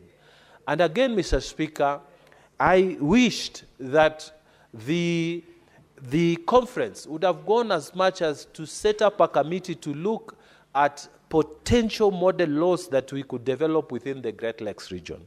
Why I say so is because you may find the oversight laws in Tanzania, the oversight laws in South Sudan, may be very different from the oversight of Angola laws, the oversight that is in Zambia. And all these member states, Mr. Speaker, we have the same intention, but we don't have uniformed approach towards oversight of resources that are being placed at the disposal of our various executives to deal with climate mitigation measures. Mr. Speaker, this needs to be done like yesterday. And Mr. Speaker, moving to peace and security of this region, because all the time when we sit as Conference of Parliaments within this Great Lakes region, we cannot avoid to discuss the issues that are happening within our region. And the best we can do, Mr. Speaker, is to practice what we call parliamentary diplomacy. My prayer, Mr. Speaker, is that the Great Lakes region, members of Parliament, will promote more interaction within this region, more understanding within this region, so that then some of the members of the executive who are holding positions of power can realize that actually in Kenya you can be a president today, after your 2 terms, you are out and about and nobody disturbs you, that you will not be harmed by anyone. So if members of Parliament, members of the executive can increase visitations and normalize these political things, then a lot of the worries, a lot of the instabilities that are being caused may come to an end. Mr. Speaker, I wanted to take this opportunity as we debate this report on the Great Lakes region to appeal from this House of the Senate that it is our wish to see that the South Sudan political crisis right now is resolved in an amicable way. As a Senate of Kenya, it is very uncomfortable when we hear our Vice President has been held under restriction. It is our prayer that the political processes within the regional body, not only of the East African region, but even of the Great Lakes region, can participate in bringing out stability in the region. Same, I would say, for DRC. Mr. Speaker, I watched a very sad prayer session on video of children from the Congo Republic, not Congo Republic, but the Democratic Republic of Congo. Mr. Speaker, very young boys, very, very young children were speaking that Kikongo, the Bakongo Swahili, Bana Bakongo, and they are kind of Swahili, which in ordinary case, Kenyans like to find a lot of, jokes in it because of the kind of intonations, the way their language, they speak their Kiswahili. But this one was a very sad one because the young people were calling upon God. They were calling upon the Holy Spirit. And they were calling upon their leaders to please God intervene in the hearts of these leaders that we may not die. And they were just young children. And they were praying and they were recorded there. And I was really moved. I thought sometimes people involved directly in the conflict, like the soldiers, like the political players, like those who support these people, they forget that there are other victims to these conflicts, including the children. That was a very, very apt presentation of what children go through. Mr. Speaker, I also wanted to use the floor of this Senate to appeal to all the players in this DRC conflict to find a way to see it through the eyes of those children, that they need peace like yesterday. Mr. Speaker, it will be a very sad occasion if the Great Lakes region, the East African community, fail to find an amicable solution to the problems that are affecting the Republic of Congo. Finally, Mr. Speaker, as I see it, we must continue to make all effort to assist climate resilience plans, to support what is being done in terms of climate mitigation, because these things, Mr. Speaker, are real. Looking at my county in Tana River, Mr. Speaker, for example, now, as I sit, I'm looking at the news that were running the other day, and we saw that Kirinyaga, which is up on the River Tana coast, it is sinking with a lot of flooding because there's been high precipitation, high rainfall in that area. Our people down the Tana are very worried right now that if the areas of the mountains have too much rain, what is happening is that people down there, they start packing their things. They start moving from the lower grounds. And nobody compensates these people, Mr. Speaker. Nobody plans for our populations, how they will move, where they will eat, because as we are talking now, Mr. Speaker, the river is flooding. And the national government, the county government, they don't seem to have answers for our people. So when we talk about even planning for climate mitigation, where is the national government? Where is the county government? Mr. Speaker, we can see that Kirinyaga was flooding because of the rainfall. This water is all coming down all the way to the Tana River County. What are the plans? You don't see the governor talking about this. You don't see the minister in charge of agriculture in our county speaking about this. You don't see any plans. You are just waiting, and then people, as it always happens, you are sleeping in the night, and then all of a sudden, you start seeing things floating within your room, and then you realize the river has broken its banks. Mr. Speaker, I pray that even our local administration will do what has been agreed in this international forum. This international forum has said we must always prepare adequately because of climate change. I pray that our local administration, our county government will wake up to its responsibilities. Let's not wait for the river to destroy lives, property, and stuff belonging to people for you to move them out. Let us start dealing with the problems early enough. This is part of what the Senate was learning during this trip that was led to Zambia at the International Forum of the Great Lakes region by our team that went there. Mr. Speaker, with those many remarks, I want to say thank you, and I support this report. Thank you very much. Senator Olekina. Thank you, Mr. Speaker. Mr. Speaker, allow me to make some brief comments and support this report. I support this report because I understand the importance of the Great Lake region in Africa. I understand the importance of the fresh lakes which exist in these regions, which help build our biodiversity. And all my colleagues who have spoken on this issue have emphasized on the need for us to take seriously matters on climate change, and particularly climate change adaptation. It is imperative, Mr. Speaker, and I'm very happy that one of the recommendations made by this report is to be able to legislate for the future. We just came back, Mr. Speaker, from the Masai Mara Game Reserve, where we had hosted a caucus on future generations. It is imperative that all of us remember that we own nothing in this world, Mr. Speaker. Mr. Speaker, the beautiful Lamborghini that the majority leader drives, he doesn't own it. He only uses it on this world when he's moving from one place to another.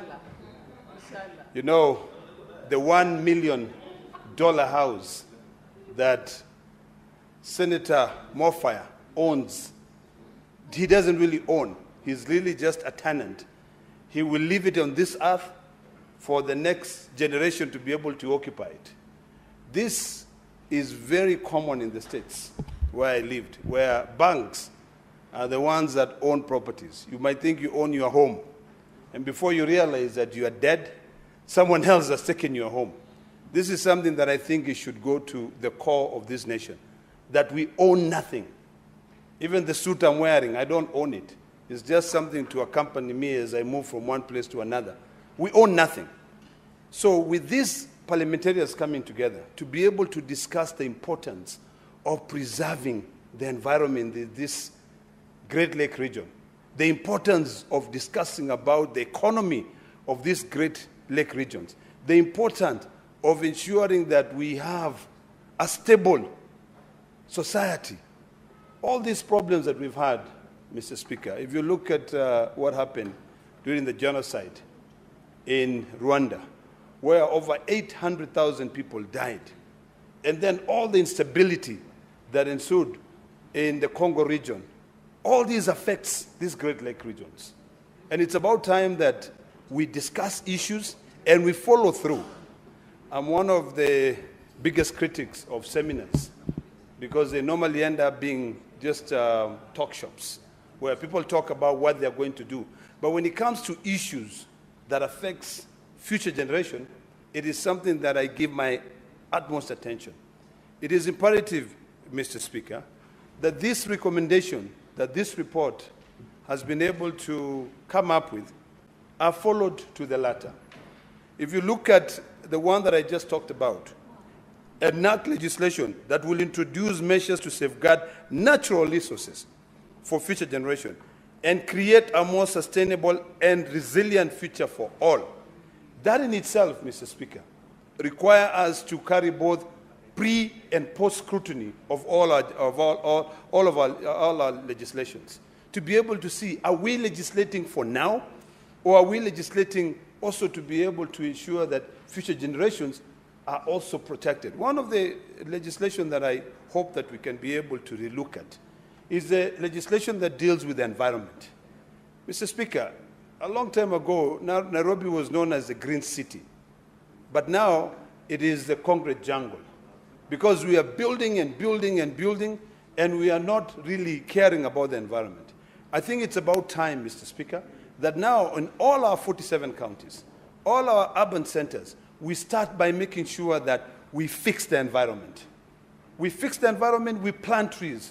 When I was growing up in Narok, we had a forest in Narok town called Olekonyo Forest. Today is literally just a piece of land which is eroded for people moving and also with the floods from time to time. I think now Narok County has got to move forward and bring reforestation in that area so that we even have a cleaner environment which we can be able to breathe. It is important. We talk about planting trees, but we plant trees so that we can be able to ensure that we adapt to the climate change, or do we plant trees so that people start knocking doors and saying, we want carbon credit on the forest? Today, one of the very sexy and interesting business that has come up with has to do with carbon credit. You'll go to places in rural areas, people are talking about carbon credit. And they don't even know what carbon credit is. But the carbon credit is really a measure that is being put by the West and mostly companies abroad to be able to try and say we are compensating by making sure that other countries fix their environment, and then we can slowly erase our carbon footprint, which is not true. You know, we just have to be current and alive to the fact that this generation will determine how the future generation will be able to survive. Mr. Speaker, it is important to, when I look at the recommendation, the second recommendation says, renew their commitment to the African initiative to solve security challenges in the Great Lake region and support efforts aimed at promoting peace and stability in member states beset with conflict and instability. We have to demystify conflict and instability. What brings or what brews conflict and instabilities in our countries? It is very simple. It is the interests of the West. It is the interests of the East. Should we start looking within ourselves to realign our own existing resources to be able to better, our lives for the future generation? Mr. Speaker, every so often, I am reminded of the new ruler now, or the new leader of Burkina Faso. And today I came across a clip where he has made education free from primary all the way to university. I reminisce in the time when the former president, Kibaki, introduced pre-primary education. A lot of critics are like, no, how are you going to be able to fund it? How are you going to be able to afford it? It comes back to the issues discussed in this report. Issues to do with our natural resources. Issues to do with the gold that we have in this country, which is traded, and then some guys who are unscrupulous businessmen take all the credit. And even the community not end up getting the royalties. We talk about the resources that we have. One of the most controversial natural resources that we have Murima Hills in Kwale. It is something that people don't talk about because the West have a big interest in it. To do what? To better the life of their people. Suppose we now look back and say, it is about time that we stand on our own 2 feet so that we can take care of our security. All these instabilities in the Congo region, why? There's a lot of resources, a lot of natural resources. So you'll see the West, the East, everyone is going there.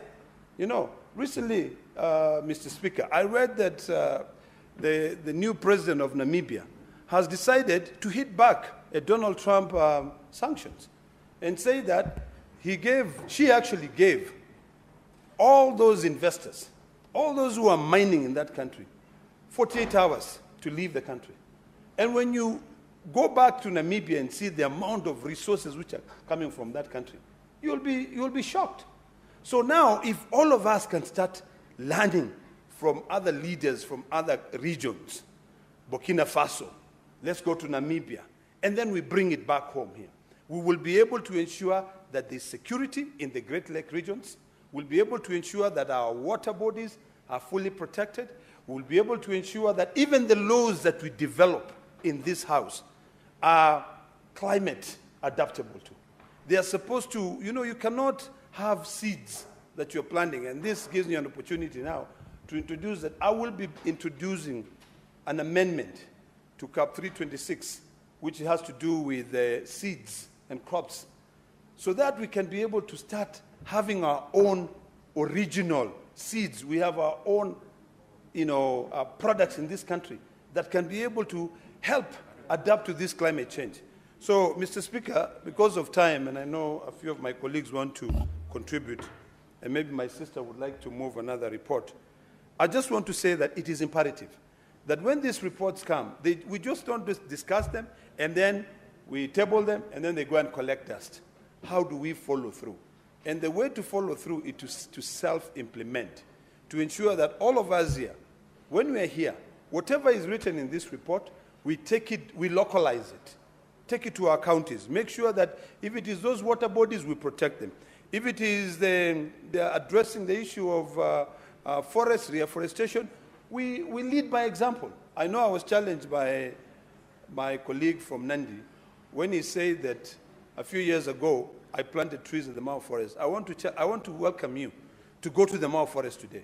You will see that 26 million seeds that we planted are all trees. So of course I've contributed to that. And these are some of the things that we do. A few other people do not comprehend, because someone is like, how are you able to spend that money to do it? I will end by repeating what I said. That the $100,000 car that my good friend from Nandi drives, he does not own it. It is just something that helps him navigate lives, and then he will leave it to the next person. It'll probably be sold. So, Mr. Speaker, I rest, it's about 14 million. And even the car, even the motorbike that you drive for 3 million, you don't own it. That motorbike, you will leave it on this earth. So it is important that we legislate for the future. We make sure that every piece of legislation, ML, that you come up with, or that we all bring it here, it is a legislation that will legislate for the future, not for the current generation. Senator Olekina, would you like to be informed by Senator Cherargei? Yeah, why not? Cherargei. Mr. Speaker, so that these are live proceedings, Mr. Speaker, I don't drive an automobile of 14 million Kenya shillings. I only drive, as you heard Senator Kalwale saying, members of the Senate, I only drive a car worth 3.5 million Kenya shillings. So 14 million, I have not reached that level, Mr. Speaker, so I thought I should inform you.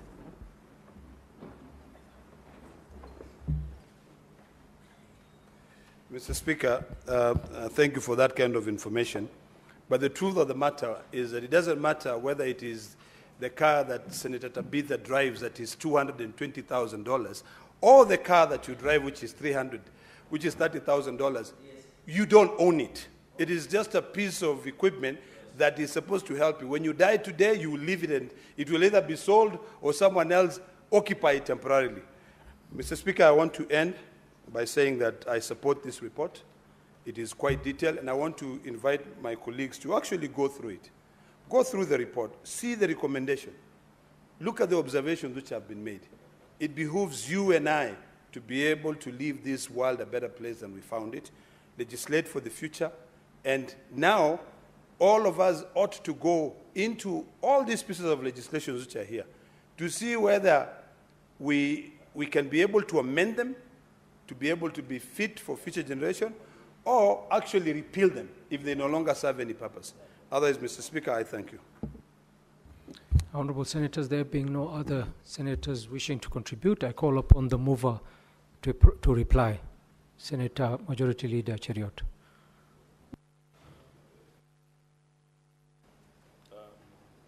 Mr. Speaker, I was not the mover, but as leader of majority, you are prepared in season and out of season, as the Bible tells us.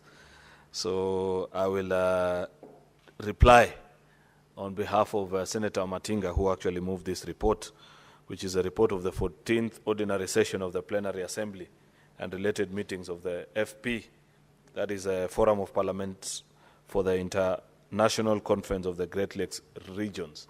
Mr. Speaker, this is a very important report, and why we need to have such reports, Mr. Speaker, adopted and debated. And I like what Senator Ledama has said, that it is important for colleagues to internalize these reports, is so that they can understand Africa. Africa is a very complex equation, Mr. Speaker. And unfortunately, due to limitations of ease of travel, Mr. Speaker, and conflict in the region, there are many Africans, including this Senator Ledama, Mr. Speaker, who know every corner of certain metropolis or metropolises around the globe better than they know Africa. I am no exception to that, Senator Ledama, so you don't need to protest, Mr. Speaker. If today... Senator Cheriot, would you like to be informed by Senator I don't mind being informed, and I'll challenge him further, so you better be careful as he informs me. Mr. Speaker, let me inform the majority leader that I'm among the few people who have actually driven across Africa. I drove from South Africa all the way to Nairobi, through Botswana, through Zambia, and then Tanzania, and all the way to Kenya. And number two also, I've also really driven across South Africa. I like traveling, and I have walked across the United States of America. So one day, I will walk across Africa. Mr. Speaker, Senator Ledama has actually helped to affirm my point, that he knows the Americas more than he does his own Africa. Mr. Speaker, you can see he only mentioned four countries out of 54, Mr. Speaker. And forget about the countries. This man, because I know him because he's my friend, if you are with him in America, he will describe for you street by street of some of the bigger cities there. Outside this Nairobi, I doubt, Mr. Speaker, if there is any other African country that he knows the name of a street, including neighborhood here in Dar es Salaam, Mr. Speaker. Maybe Kigali for other reasons, but Mr. Speaker. Anyway, on a more serious note, there is something else, Senator Ledama, you need to check. I followed, you said something that got my attention about Captain Ibrahim Traore. I used to also fall for his hype, like many people fall on TikTok. I saw another journalist another time saying, oh, did you see the way he was cheered when he arrived for the inauguration of the Ghanaian new president? Mr. Speaker, and I was excited like most people, until I did some further research about what is exactly going on in Burkina Faso. And I want to challenge Senator Ledama to do the same, perhaps counter-check Senator Ledama, the things that you read online and the reality on ground, as Kenyans say. And I was shocked actually to learn that despite all this hype and the things that we read about, the things that they are doing, you know, first of all, I am not a fan of coups. I am a firm believer in democracy. I strongly believe that if there were lesser coups in Africa and more transitions by the ballot, Africa will advance better than it is doing through coups and by the power of the bullet. For that reason, I am not a big fan of that particular gentleman. But more importantly, the reason why the military, led by him, took over Burkina Faso is that they insisted that there were challenges with security in their country. And there were terrorists ravaging around, killing people, and all these kind of challenges. You need to check Senator Ledama, because from the research that I did, is that actually since they took over power, and you know wars are very costly. You can see what is happening to the gentleman in Ukraine. See how he's being embarrassed and the things that he's being taught. Because wars are extremely expensive. If you don't have a way through which you will fund your war, then you better not start it. So the unfortunate situation in that country, and we need to check, unfortunately they are not part of the Great Lakes, but this is just to make the point that we need to understand our continent better, is that since coming into power by the bullet of Captain Ibrahim Traore, they have lost 40% more territory to the terrorists that were ravaging people. So it's easy to read all these things online, TikTok, and people say, certain things are happening. But do your research further. And that's the tragedy with Africa. That is part of what this report is telling us, that as parliamentarians, Mr. Speaker, in African nations, we know very little about our continent. Of course, the issue that you further raised, Senator Ledama, which is extremely important, is the challenges of travel within this continent. You remember, in 2023, President William Ruto flagged off outside here, just next to Parliament at KICC, the first consignment of goods that were supposed to be sold from Kenya into the rest of the African countries under the ACFTA arrangement, Mr. Speaker. It took 3 months for those goods to get from Nairobi to Accra, Ghana, because of the challenges of logistics, border points, areas where there are conflict, poor road network and infrastructure, Mr. Speaker. Very serious challenges that this continent is facing, Mr. Speaker, which, unless we as the leaders, we that serve in Parliament, almost all our governments and institutions on the continent, Mr. Speaker, have their budgets drawn in their parliaments. And we must consciously begin to make decisions that further make our countries more competitive. We must think beyond, Mr. Speaker, just passing division of revenue and saying we have done our duty as a Senate of the Republic of Kenya. We must know, how do we open up markets for our farmers, Mr. Speaker? That's why we must appreciate President Trump for these tariffs, because they are a wake-up call to us.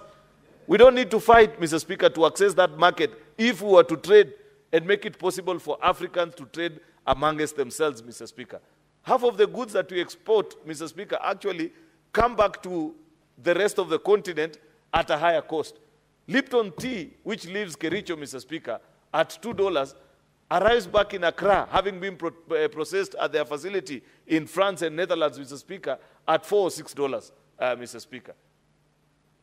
Just across the same continent, trading amongst ourselves, but through intermediaries that are based in other continents that are better organized. And therefore, until we begin following through the recommendations of such reports, Mr. Speaker, we continue to make a mockery of the citizens that we lead, of the time that we spent in these conferences talking about the challenges and the things that we need to do to address and make our continent better, Mr. Speaker, because the solutions lie within ourselves. If Africa was to trade amongst itself, Mr. Speaker, we would earn more respect.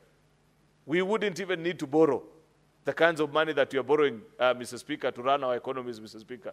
because that is money that we are losing out. This is a continent of the future. And I want to appreciate the legislators that met last weekend, Mr. Speaker. I didn't get a chance because of prior arrangement, and Senator Ledama also. I don't know why. By the time he was informing me, it was hardly hours into the event. But the next one I will not miss, Mr. Speaker. And I plead that I be invited prior, because they are discussing about the future and what is our place, including on matters very important such as the climate change, which is being addressed in this particular document. It is until we begin to converse among ourselves, at least even at the level of leadership, to ask ourselves very basic questions, Mr. Speaker. Why are we not able to ratify even the simplest of proposals that have been put up, even just here at the East African community, Mr. Speaker? Why does it have to cost me close to 100 shillings to call a fellow East African in Tanzania, Mr. Speaker? Yet the companies actually, the telco companies that own these networks actually, they are shareholders in each other. It's Vodacom on the other side. They own 40% of Safaricom here on this side, Mr. Speaker. Why are we making it difficult for people even just to communicate? The very least, thing that you can do, just to check on a friend, Mr. Speaker. It's really unfortunate that after these conferences, and this parliament perhaps is a well-oiled of resources and very good, well-thought-out reports such as this one, Mr. Speaker, that have been accumulated from 1963 with very good ideas. In fact, Mr. Speaker, we don't need to travel anymore. We don't need to, we just need to go to the parliamentary library, which unfortunately 90% of legislators in this house don't even know where it is, Mr. Speaker, to check on the reports that have been brought to this house from such conferences, from years gone by, and parliaments before, from the 1st to the 13th parliament that we are sitting in today, Mr. Speaker, of such initiatives and the things that enact this, legislate on these issues of good governance, democracy, climate change. All these things have been talked about, Mr. Speaker. But the challenge is, do we follow through with implementation? Or are we satisfied, for example, today that after we pass this report, you can see from part of the recommendations, even this particular report, and I'm happy many of the colleagues that spoke on this particular topic, Mr. Speaker, refer to it, that we're actually being challenged to legislate on this, push for policy change with this regards. At least this one is on a very alive topic, because climate change is a conversation that Kenya actually has taken leadership in on the global stage and even continentally here. We gather here each year during the Africa Climate Summit, and I don't know even when this year's will be. If there's no other country ready to host, Mr. Speaker, I hope that the President will actually still host it like we did in 2023 and 2024, Mr. Speaker, because until we learn to manage our environment and address the issues that continue to arise out of climate change, Mr. Speaker, we are actually, I like the phrase that the script writer or the speech writer of the Secretary General of the UN normally uses. It's a mad dash towards the end of the world that everybody is involved in. That in all these things, we might be thinking we are developing the world, but we're actually rushing ourselves and making the end of the world closer with our violation of the climate and the things that we are doing. And therefore, Mr. Speaker, I want to urge every member of this delegation, Senator Ali Roba, Senator Hezena, together with our colleagues from the National Assembly, Rendikiri and Kakai Bissau, members that are both known to me personally, that they should go beyond the call of duty of travel, Mr. Speaker, and ensure that the very beautiful recommendations they've given to us are actually implemented, and that they pass all these legislative proposals that they have assured in the section of the recommendation, Mr. Speaker, that you need to pass by use of our legislative and oversight function to ensure that we ratify and we domesticate some of the instruments that have been proposed over the years, Mr. Speaker, that we apply their mandate in that particular to step up national efforts on climate change, adaptation, and honor domestic and international commitment under the guidelines of the Paris Agreement. Apart from the Paris, and I don't know who will represent us this year because this is a yearly gathering, they need to bring to the attention of the conference that there are more far-reaching resolutions that actually have been passed at the African Climate Summit than this one of the Paris Agreement. And they were passed here in Nairobi. Therefore, we as the Kenyan delegation need to take the lead and speak on these issues, Mr. Speaker, so that we just don't quote what has been discussed. You know, you cannot discuss with a violator and expect justice, Mr. Speaker. To expect that the Western world, which is a lead violator of our climate issues, Mr. Speaker, and them that have gotten us to this place by refusing, actually, to respect Africa, our contribution into carbon emission and all these challenges is very minimal, Mr. Speaker.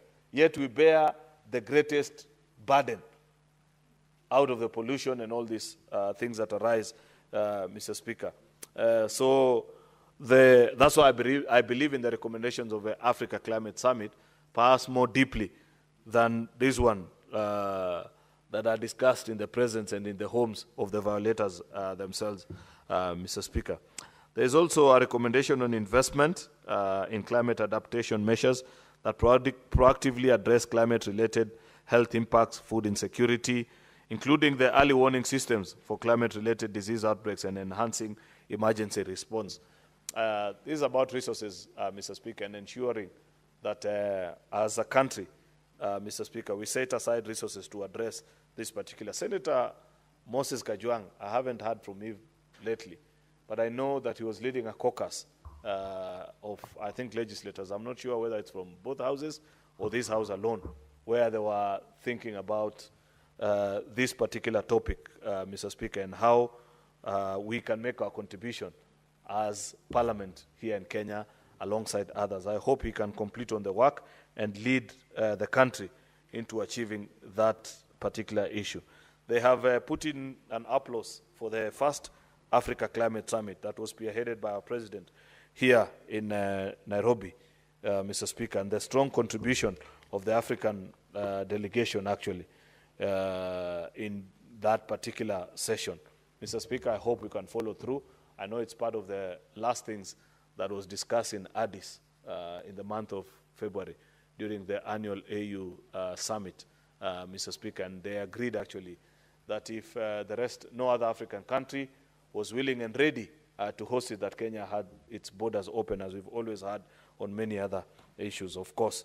It speaks also, Mr. Speaker, you know you cannot discuss climate in the absence of peace. And therefore, the call actually for downing of arms in many of the member states, Mr. Speaker, that are affected by conflict, members of the Great Lakes, and I know there are initiatives, Mr. Speaker, including in the Congo and so many other parts of the continent, Mr. Speaker, that continue to face these challenges. I hope, Mr. Speaker, that members of these Great Lakes can help bring a speedy conclusion of the challenges that the Republic of South Sudan is facing today.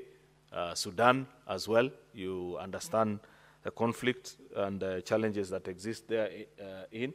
There have been great conversations, Mr. Speaker, about the presence of RSF in the country and the invitation of the other people. Of course, Mr. Speaker, this is a conversation that we must have as a country. We have been a great contributor into the stability of this region. Almost every country that has gone into conflict began their peace efforts here in Nairobi. We've always hosted them. And I don't know why people want to trivialize the existence of part of the factions that are warring in certain parts of the country. Mr. Speaker, before parties can agree, you need both parties around. And to have both parties, they report. These are people that are fighting. You don't expect them to agree and say, let us go to Nairobi on the same day. So if one of the parties show up, Mr. Speaker, what we should be calling up for, Mr. Speaker, is for the aggressors, Mr. Speaker, or the people that are in conflict, Mr. Speaker, with them, to equally show up here or any other part of the country, of the continent, Mr. Speaker, so that we can conclude on this particular conflict. Senator Mungatana spoke about the cry and the pleas of the people of Congo, Mr. Speaker, which is something that has been with us for a long, long time. And it's a sad story because naturally, Congo ought to be the largest economy on the continent of Africa because of the resources that they have, the land size, fertile land, and all these things. But because of conflict of all these years, Mr. Speaker, you understand how the economy is. And it's been very difficult to bring together the parties, Mr. Speaker, and get them to agree. I hope this process that is ongoing, that is spearheaded by the Great Lakes Initiative, Mr. Speaker, can yield actually fruit so that these people can get to live peaceably, enjoy life, Mr. Speaker, and enjoy their country. Because unfortunately, Mr. Speaker, any part of the continent that is affected by conflict affects the rest of the continent. Because it is until there is sufficient peace on the continent that we'll be able actually to carry out the trade that we were talking about earlier, that we'll be able to move around the continent with freedom. And people will not have to travel, Mr. Speaker, to all these other destinations across the globe to enjoy and find beauty. Africa has sufficient beauty, and it's blessed with all the resources and sites that one may want to behold. You can never conclude on it, Mr. Speaker. But of course, because of these challenges and issues such as conflict that you're talking about, many people prefer to travel elsewhere, Mr. Speaker. I do hope that as our friends continue to meet, that the Great Lakes can make significant contribution, Mr. Speaker, in bringing lasting peace in all these countries that are ravaged by conflict across the continent, and perhaps even beginning with here among the membership of the Great Lakes. I thank you, Mr. Speaker.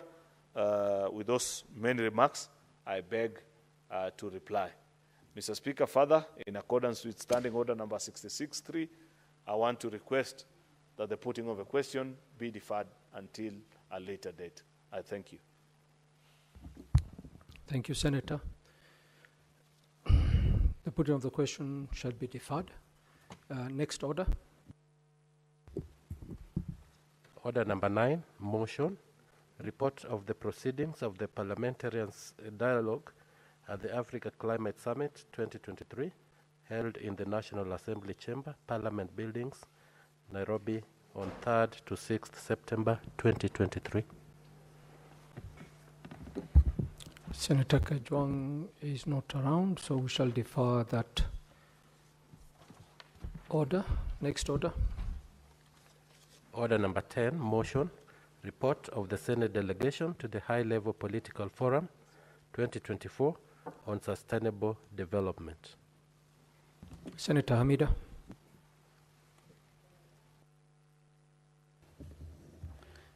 Thank you, Mr. Speaker. Mr. Speaker, I beg to move that the Senate notes that the report of the Senate delegation of the High-Level Political Forum, HLPF, 2024 on Sustainable Development,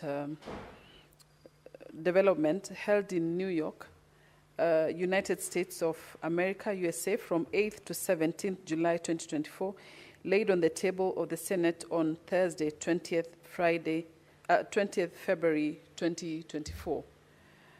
Mr. Speaker, this high-level political forum of sustainable development, HLPF, took place on Monday, 8th July. That was on Wednesday, and it ended on 17th July 2024 under the auspice of the Economic and Social Council. That's ECOSOC. This forum, Mr. Speaker, included a 3-day ministerial engagement from Monday, 15th July to Wednesday, 17th July, as per ECOSOC high-level forum.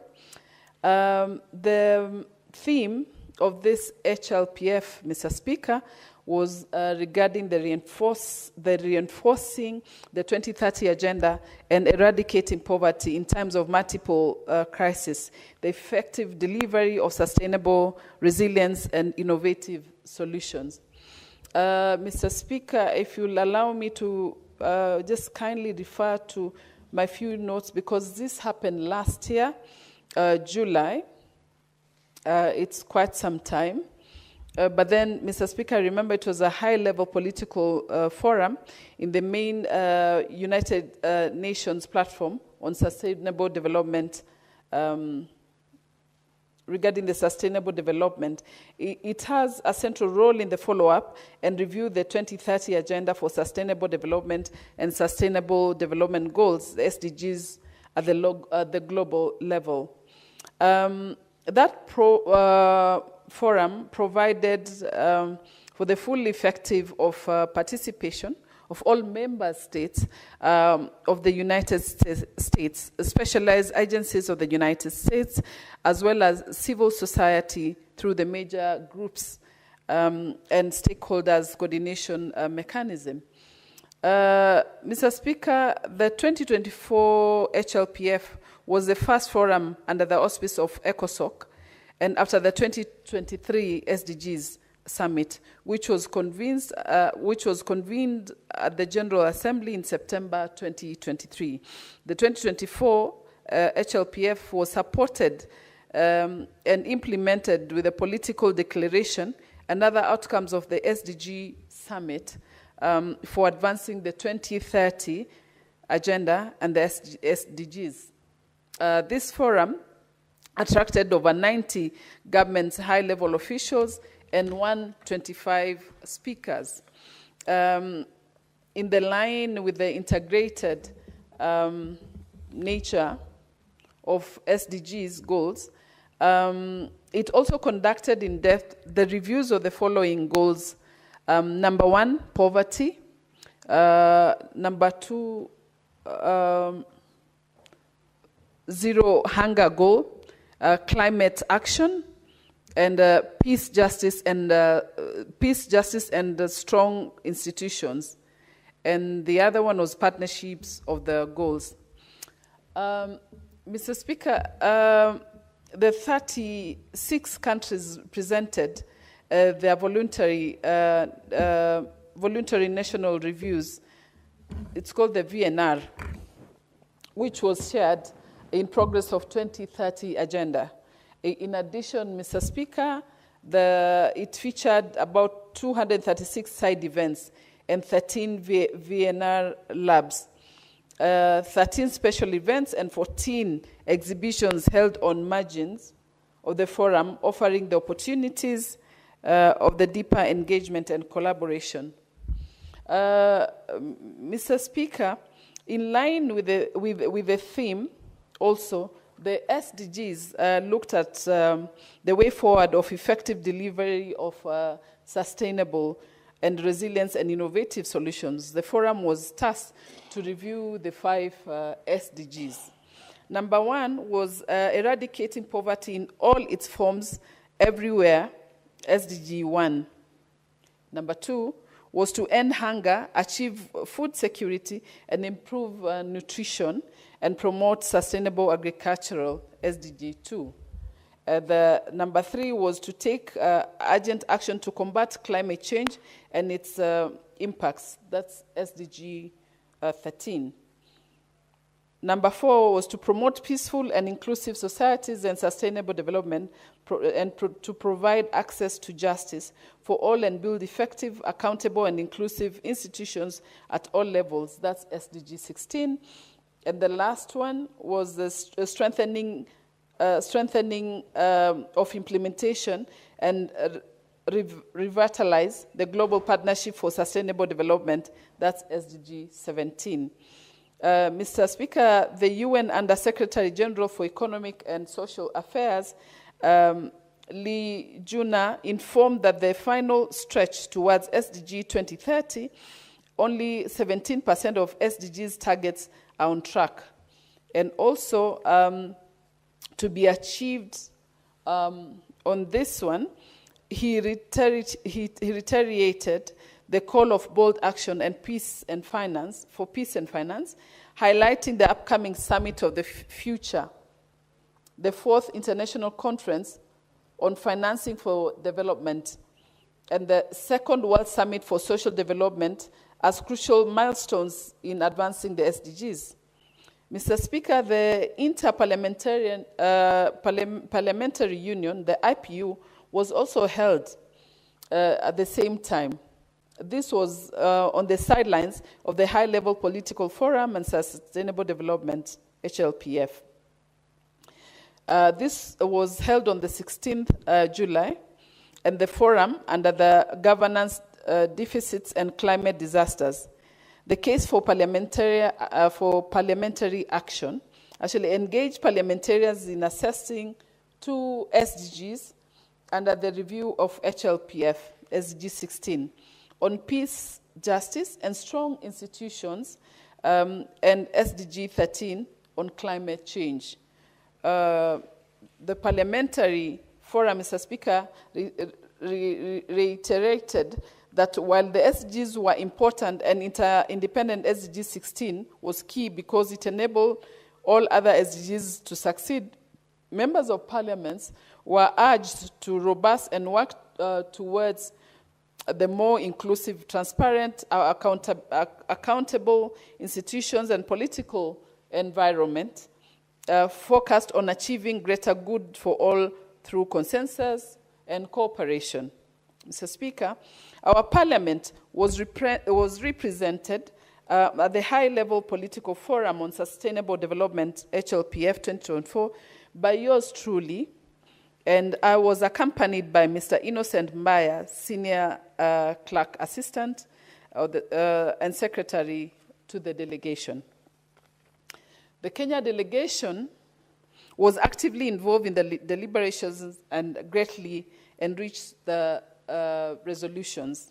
Mr. Speaker, on behalf of the delegation, I wish to take this opportunity to thank Mr. Speaker and the Clerk of the Senate for your, Mr. Speaker, Amason Kingi, and the Clerk of the Senate for having given me this opportunity to ensure that Kenya was well represented during the high-level conference, political forum on sustainable development goals, and the IPU parliamentary meeting held on the sidelines on this forum.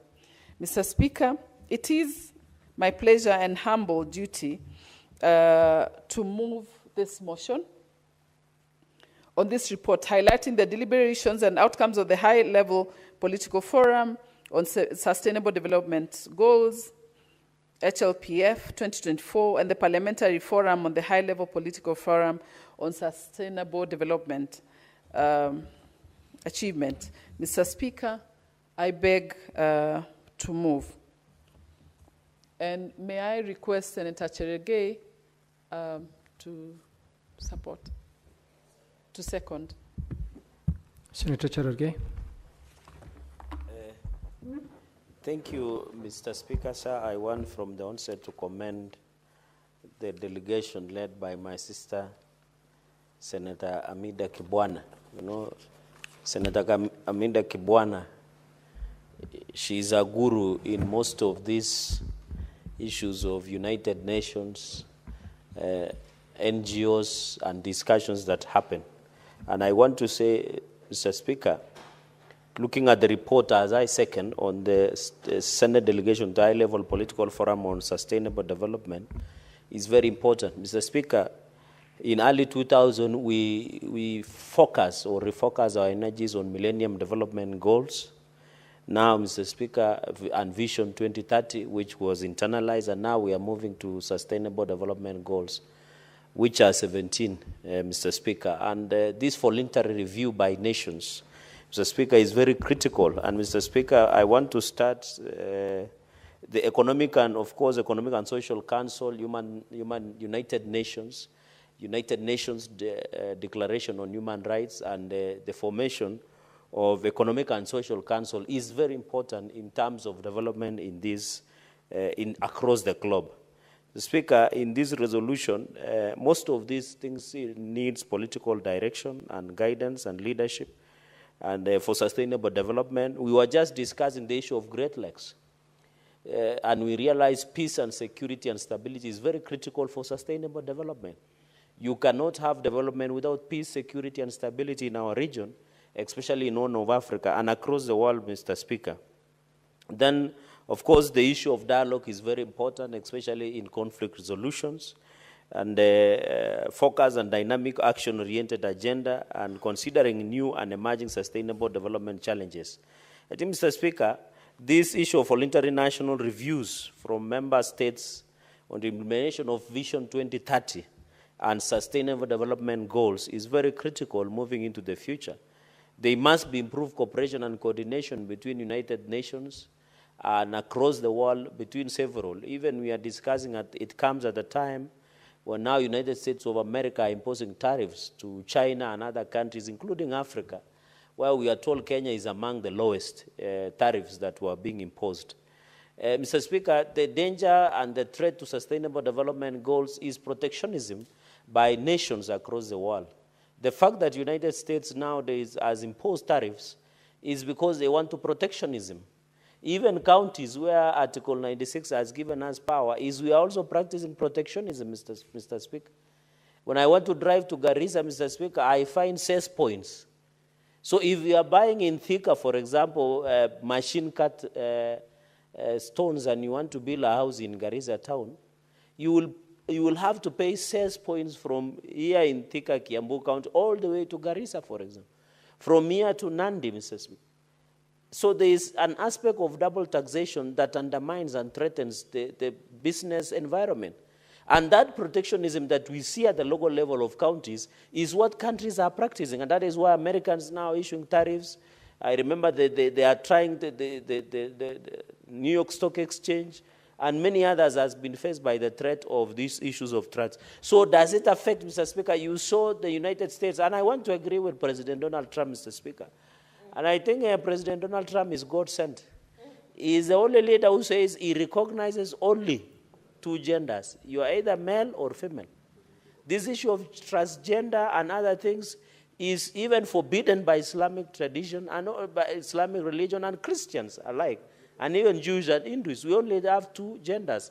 And in fact, we had reached a point that most African countries and our societies would depend on donors were being asked to be LGBTQ compliant, Mr. Speaker. And that was a threat to the values, our religion, and our social order, Mr. Speaker. And therefore, the fact that President Donald Trump, Mr. Speaker, even I agree with him, that he was able to suspend USID and dismantle it, Mr. Speaker, because it was an avenue of corruption. Mr. Speaker, are you aware in Karen, Runda, and these high market estates across the country, the rent has gone down? Because most of these people used only to live in Nairobi, come to Wilson Airport, fly to Kaguma, in the evening they are flying back. In fact, most of high-end restaurants are shutting down because they were the only one who could buy champagne and other expensive wines, Mr. Speaker, because of dollars. So the real intention of money was being used for administrative purposes, as opposed as to assisting somebody in northern Kenya, somebody in North Rift, somebody in Nyanza, in the fight, because the USAID was only focused, Mr. Speaker.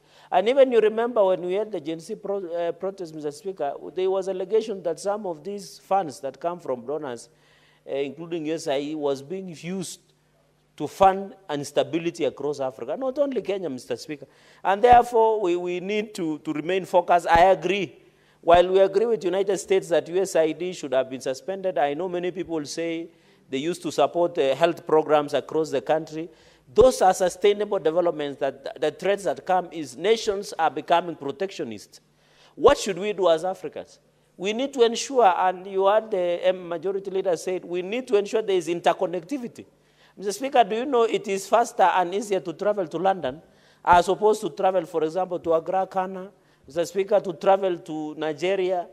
Because the connectivity between Africa and Europe and America is far much better in Middle East than even traveling within Africa. So we need, the only challenge to ensure that we need to develop in the development, Mr. Speaker, is to ensure that. Mr. Speaker, quickly moving is the point number 2 is sustainable goals, which are 17. The first goal, Mr. Speaker, is no poverty. There is no dignity in poverty. And yesterday, Senator Orwobo, we were discussing the provision of sanitary towels in our country. And we were talking about period poverty. There is no dignity in poverty, Mr. Speaker. If we say there is no poverty, we need to ensure each and every Kenyan can access 3 square meals, can take their children to school, Mr. Speaker, can access medical care, affordable and quality education. That is the only way we can end. And SDG number 1 is there should be no poverty, Mr. Speaker, because there is no dignity in poverty. Even in housing. And I want to thank the government of President William Ruto for ensuring that we have a sustainable cities and communities, a sustainable goal number 11. So in fact, what President William Ruto is doing, government, is complying with 17 goals of sustainable development goals. Because one of these is creating sustainable communities and cities and no poverty. Because even the indicators of poverty, Mr. Speaker, is even access to housing. Because basics, Mr. Speaker, are clothes, food, and shelter.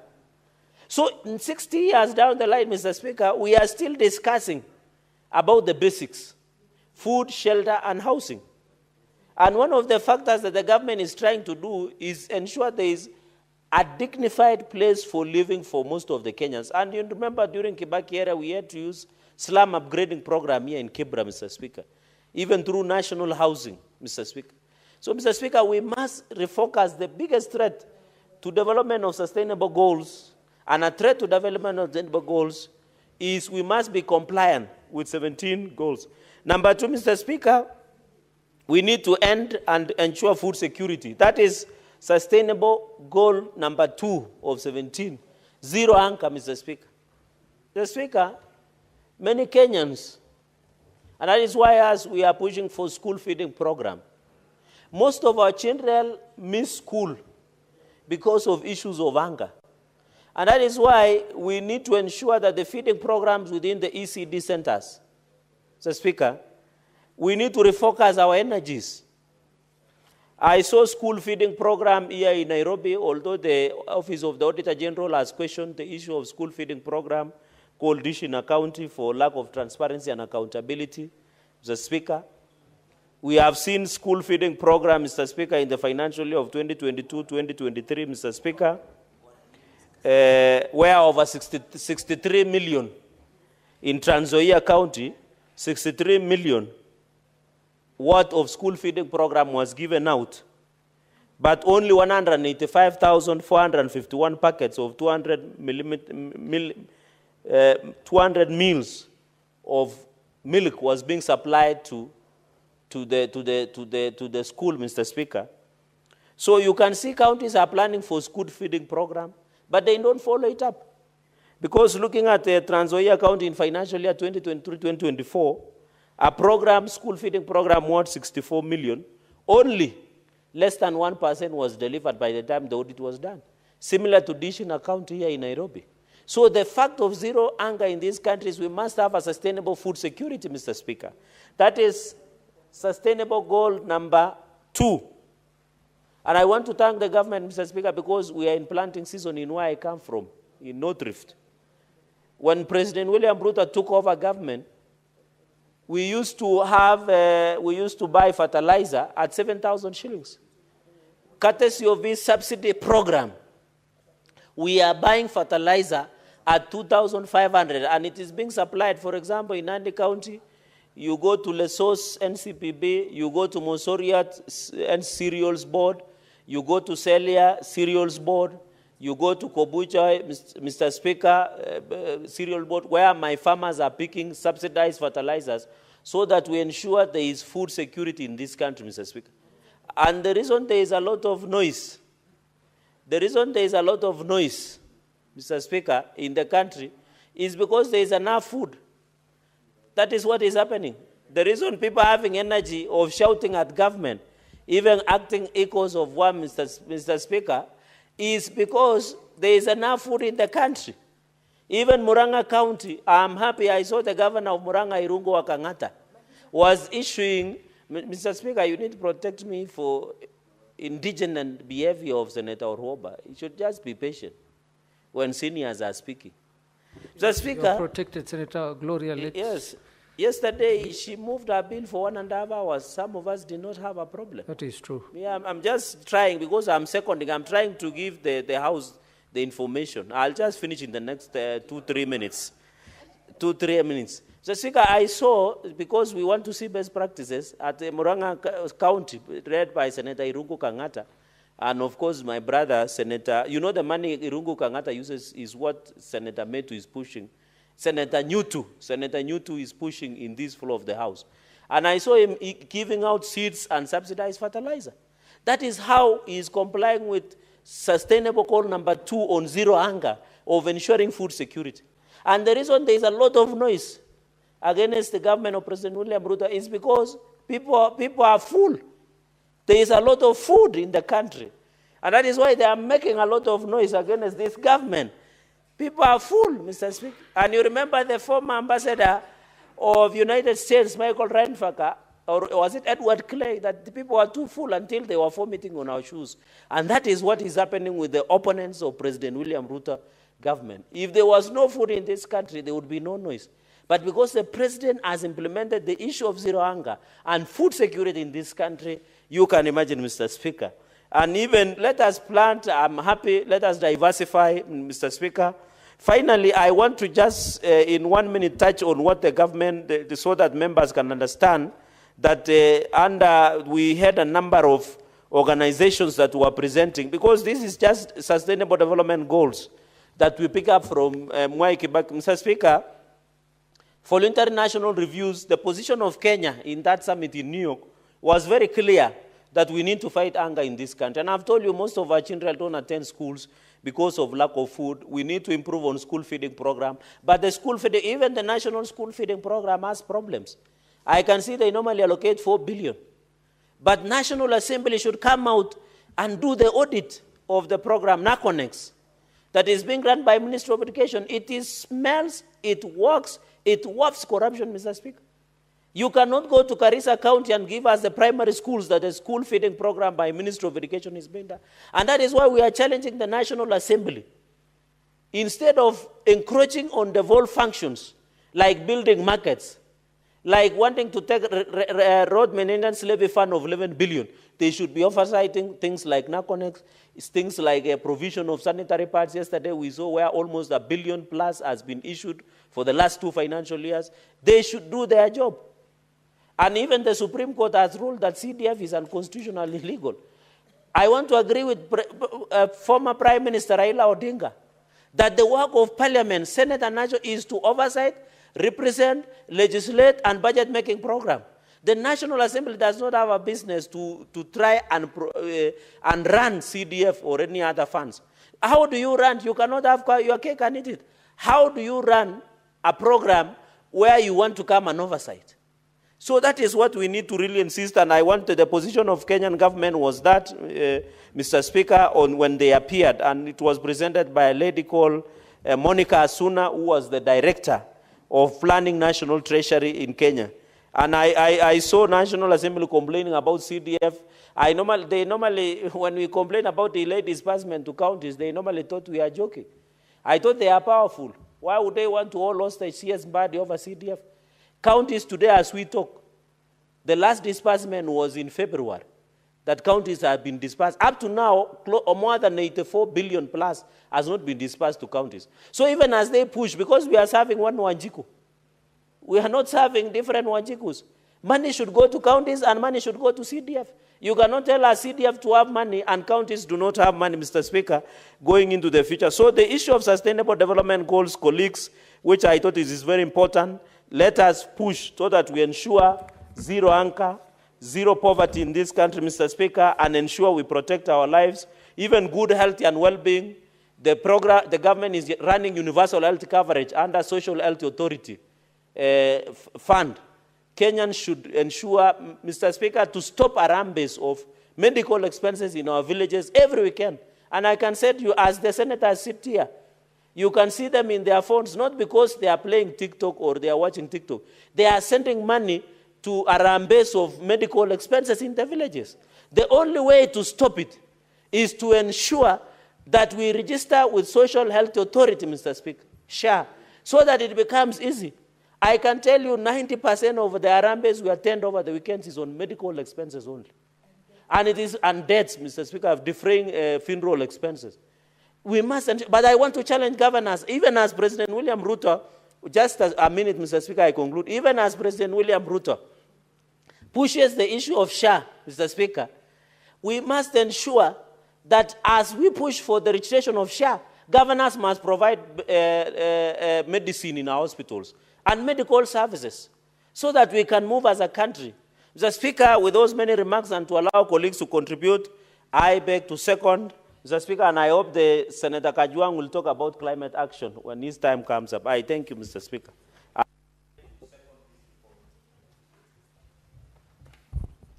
Honorable Senators, I propose the question. Honorable Senators, I propose the question that the Senate notes the report of the Senate delegation to the High-Level Political Forum 2024 on Sustainable Development held in New York, United States of America, from 8th to 17th July 2024, laid on the table of the Senate on Thursday, 20th February 2025. Honorable Senators, I'll now give you an opportunity to make contributions to the motion. Senator Kajwang Moses. Thank you, Mr. Speaker, and my apologies. I thought you were putting the question. Allow me to also support this report of the Senate delegation to the High-Level Political Forum on Sustainable Development. Mr. Speaker, there's a lot of duplication of conferences and workshops and fora on similar subjects across the continent. Just last week, I was in Kampala, in Uganda, for the African Regional Forum on Sustainable Development.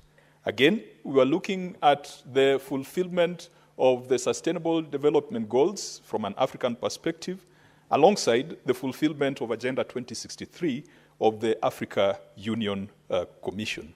Mr. Speaker, whereas the theme of the high-level political forum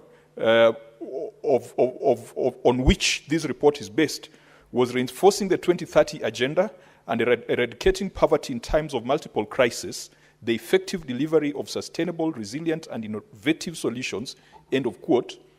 The theme of the African Regional Forum on Sustainable Development last week was driving job creation and economic growth through sustainable, inclusive, science, and evidence-based solutions for the 2030 Agenda and Agenda 2063 of the Africa Union.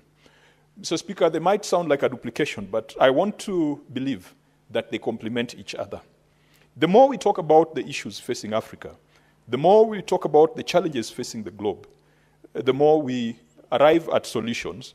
And Mr. Speaker, multilateralism is the glue that holds this globe together, particularly when we are facing political and economic crisis.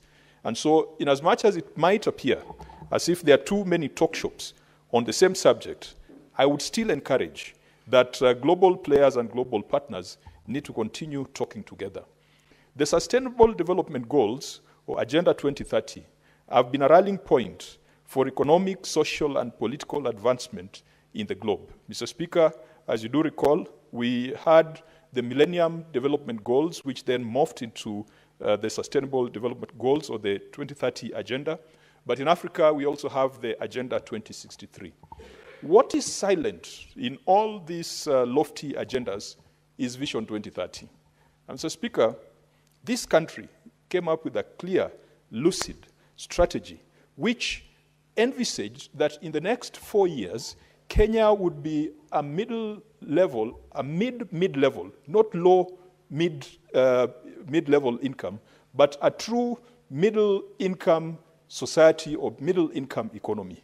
Today, no one talks about Vision 2030. And Mr. Speaker, if you listen to the political players who are supposed to be providing leadership, the conversation has turned to Agenda 2027, which is about re-election, rather than thinking about the next generation and empowering them through building a resilient economic, social, and political infrastructure. Mr. Speaker, the subjects of this high-level forum, which report is on the table, focused on a number of Sustainable Development Goals. It looked at SDG 1, SDG 2, SDG 13, 16, and 17. Today, SDG 1 is still extremely relevant to Kenya. Eradication of poverty in all its forms everywhere. And this was the challenge of the post-independence leadership. Remember, Jomo Kenyatta framed it quite well, that our enemies were poverty, illiteracy, and disease. More than 50 years down the line, poverty still remains an enemy, and poverty still remains a matter of great concern. Vision 2030 had clear roadmaps on how to ensure that we reduce the number of people living in absolute poverty. Mr. Speaker, how I wish the political class could come back and have a compelling vision. The power of vision sometimes is illustrated in the American example. When the Americans decided they were going to the moon, it was not, it sounded grand, but the presidency, JFK, and the subsequent presidents that came on board were able to rally and mobilize the national psyche. They were able to mobilize and align research, innovation, technology, investments, everything towards achieving that national pride and goal. Kenya needs to go back to the drawing board, look at Vision 2030, which is obviously off track, and come back with a compelling vision. Mr. Speaker, I usually say that the Mwai Kibaki government left us with some things that we could learn from. We had a National Economic and Social Council. It was very highly powered. We even had people who had run economies in Singapore. We had people who had run successful economies outside Africa. Why can't we bring back a National Economic and Social Council anchored in law and given the necessary independence, the necessary facilitation to be able to think through the challenges that this country is facing and come up with a compelling vision that is aligned to the 2030 goals and aligned to the 2063 Africa Union goals. Mwai Kibaki had a dedicated ministry for national planning. Today, we've got a ministry for national, CS in charge of the national treasury and economic planning. And Mr. Speaker, from my observation, since this position was created, most of the cabinet secretaries have focused on the issues of the treasury, the issues of disbursements, the issues of fiscal policy, the issues of ensuring that there is money moving from taxpayers to relevant sectors of the economy. There's been very little attention to economic planning.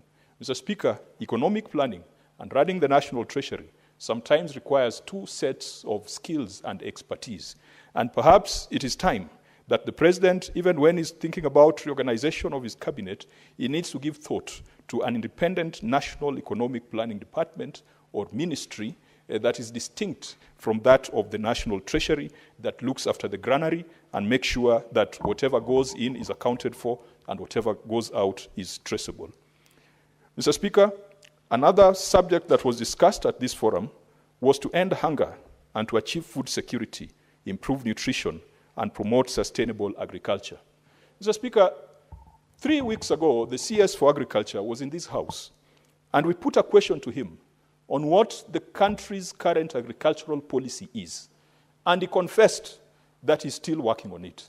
How can a country where 33% of the GDP comes from the agricultural sector, leave alone the other linkages that contribute to employment across the entire economy, operate without a clear agricultural policy? The Agriculture and Food Authority, Mr. Speaker, has for almost 8 years been running without a proper board, been running without a director general. This was only formalized last year.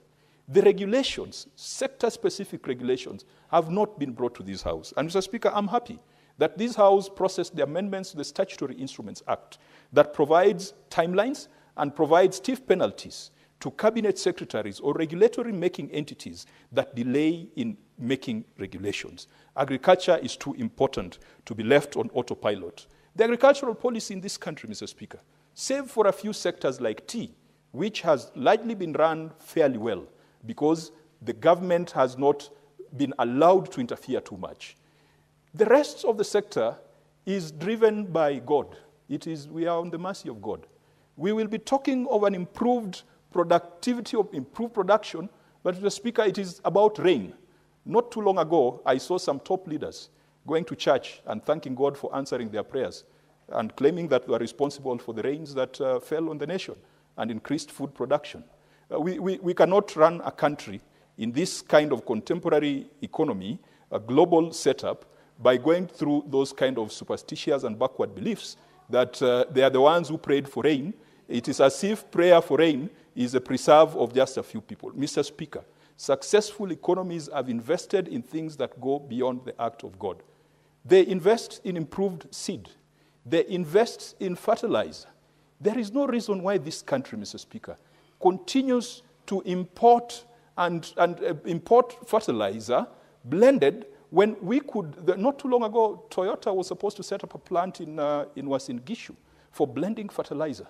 Let's ask ourselves, what is so special about fertilizer that stops us from getting phosphates from Morocco or getting raw materials from other parts of the country and other parts of the globe and blending it so that we have something that is fit for climatic conditions? We had a week ago, Mr. Speaker, that even donations that are given to us in good faith, we end up blending, repackaging, and selling at a profit. And then we say that that is our agricultural policy. As long as we are approaching agriculture from a perspective of tokenism and a perspective of prayer, then, Mr. Speaker, agriculture will continue to run on autopilot. And those sectors that perhaps are growing are the sectors where the public or where the government has no hands. The horticulture producers, you've got the large-scale producers in places like Narok, in places Senator John Kinyo, what is your point of order?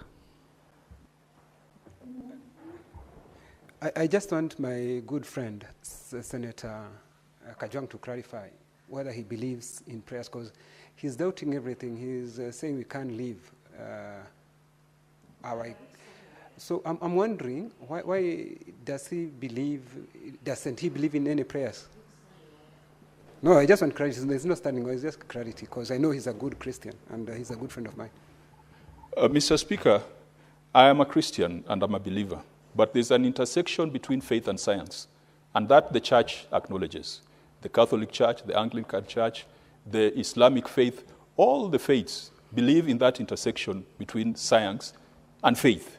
And so, Mr. Speaker, I will not accept a situation where the leadership wants to tell us that they're the ones responsible for the rains through their prayer. Rain is an act of God. It is the benevolence of God that we get rain, and it is not because of human action. Mr. Speaker, as I conclude, I know there are so many things that were captured here. In the morning, I listened to my colleague, Senator Mungatana, talk about the need for a model climate change law, because part of the issues that were discussed at this high-level forum was urgent action to combat climate change and its impacts. And I'm glad to report, Mr. Speaker, that through the Africa Parliamentarian Network on Climate Change, where I sit in the Bureau, we have come up with a model climate change law, which we have circulated to all the parliaments across Africa. Kenya was a leader. Kenya came up with the first Climate Change Act in 2016. But from 2016 to date, a lot of things have changed. Things like carbon trading and carbon markets have become mainstream. The Paris Agreement has received further interpretation and further enhancements. We have new concepts like the new collective quantified goal on climate financing. We have new concerns like reforming the climate financing architecture.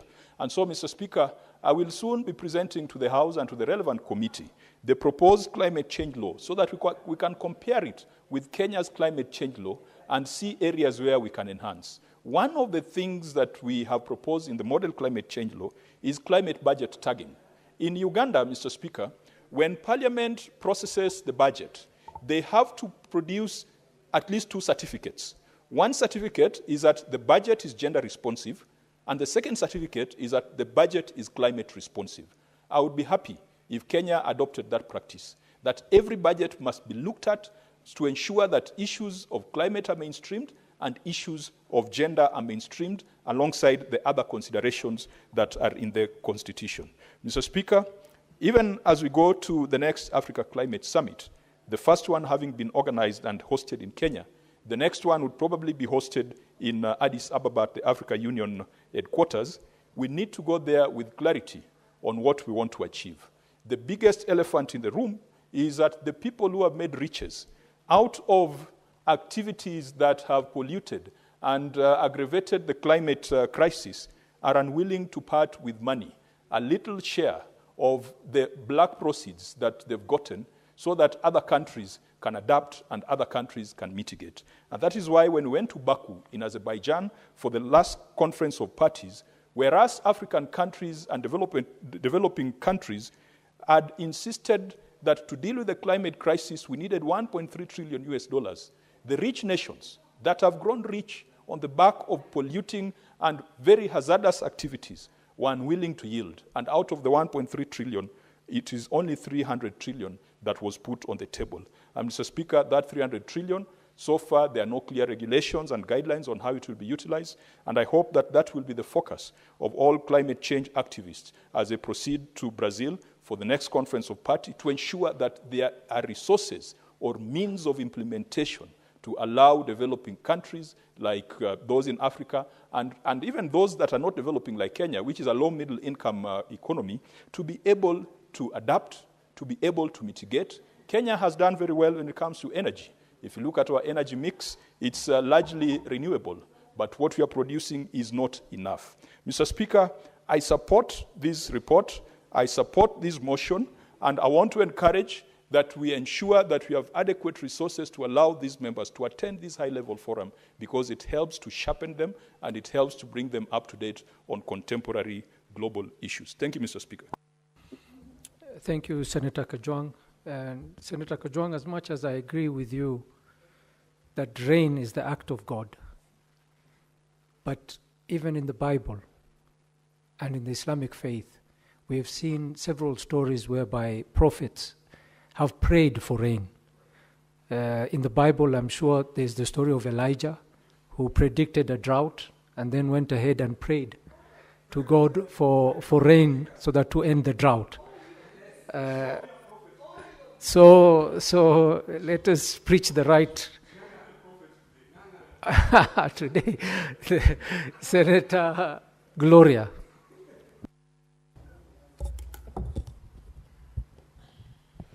Thank you, Mr. Speaker. Before I support this report, I want to encourage my colleague there that in God we trust. And all science interventions are good. Some can even be applicable in areas, but in God we trust, ultimately. Mr. Speaker, I want to rise to support this report on the High-Level Political Forum on Sustainable Development Goals, Mr. Speaker. Mr. Speaker, briefly, I just want to draw the attention of the House to point 5, which is the objectives of this forum, Mr. Speaker, and particularly on A and D, Mr. Speaker. On A, it says that the objectives of this high-level political forum were initially outlined in the General Assembly in the Resolution 66-288, and subsequently in the format and organizational aspects of the high-level political forum, sustainable development, as part of the Resolution of 67-290. Mr. Speaker, on A, it says that the objective here is to provide political leadership, guidance, and recommendations for sustainable development goals, Mr. Speaker. I was thinking on how to support this report, Mr. Speaker, and I realized that we have all the facts with us here. As legislators, we are guided to legislate for the people in terms of what the people need down in the grassroots, but also, as we are guided here on this high-level political forum, in terms of sustainable development goals, Mr. Speaker. And I was just reflecting on some of the bills that have been presented at the floor of this House, the upper house, Mr. Speaker. And I wanted to congratulate my colleagues who have actually been showcasing that they are interested in legislating for sustainable development goals, Mr. Speaker. Goal number 1 on no poverty, zero poverty, Mr. Speaker. Most of the pieces of legislation that we have here touch on how to bridge that gap between the rich and the poor, Mr. Speaker. Yesterday, I finally moved through the second reading my bill on period poverty, Mr. Speaker. That is just one of the pieces of legislation that we have at the floor of the House, Mr. Speaker.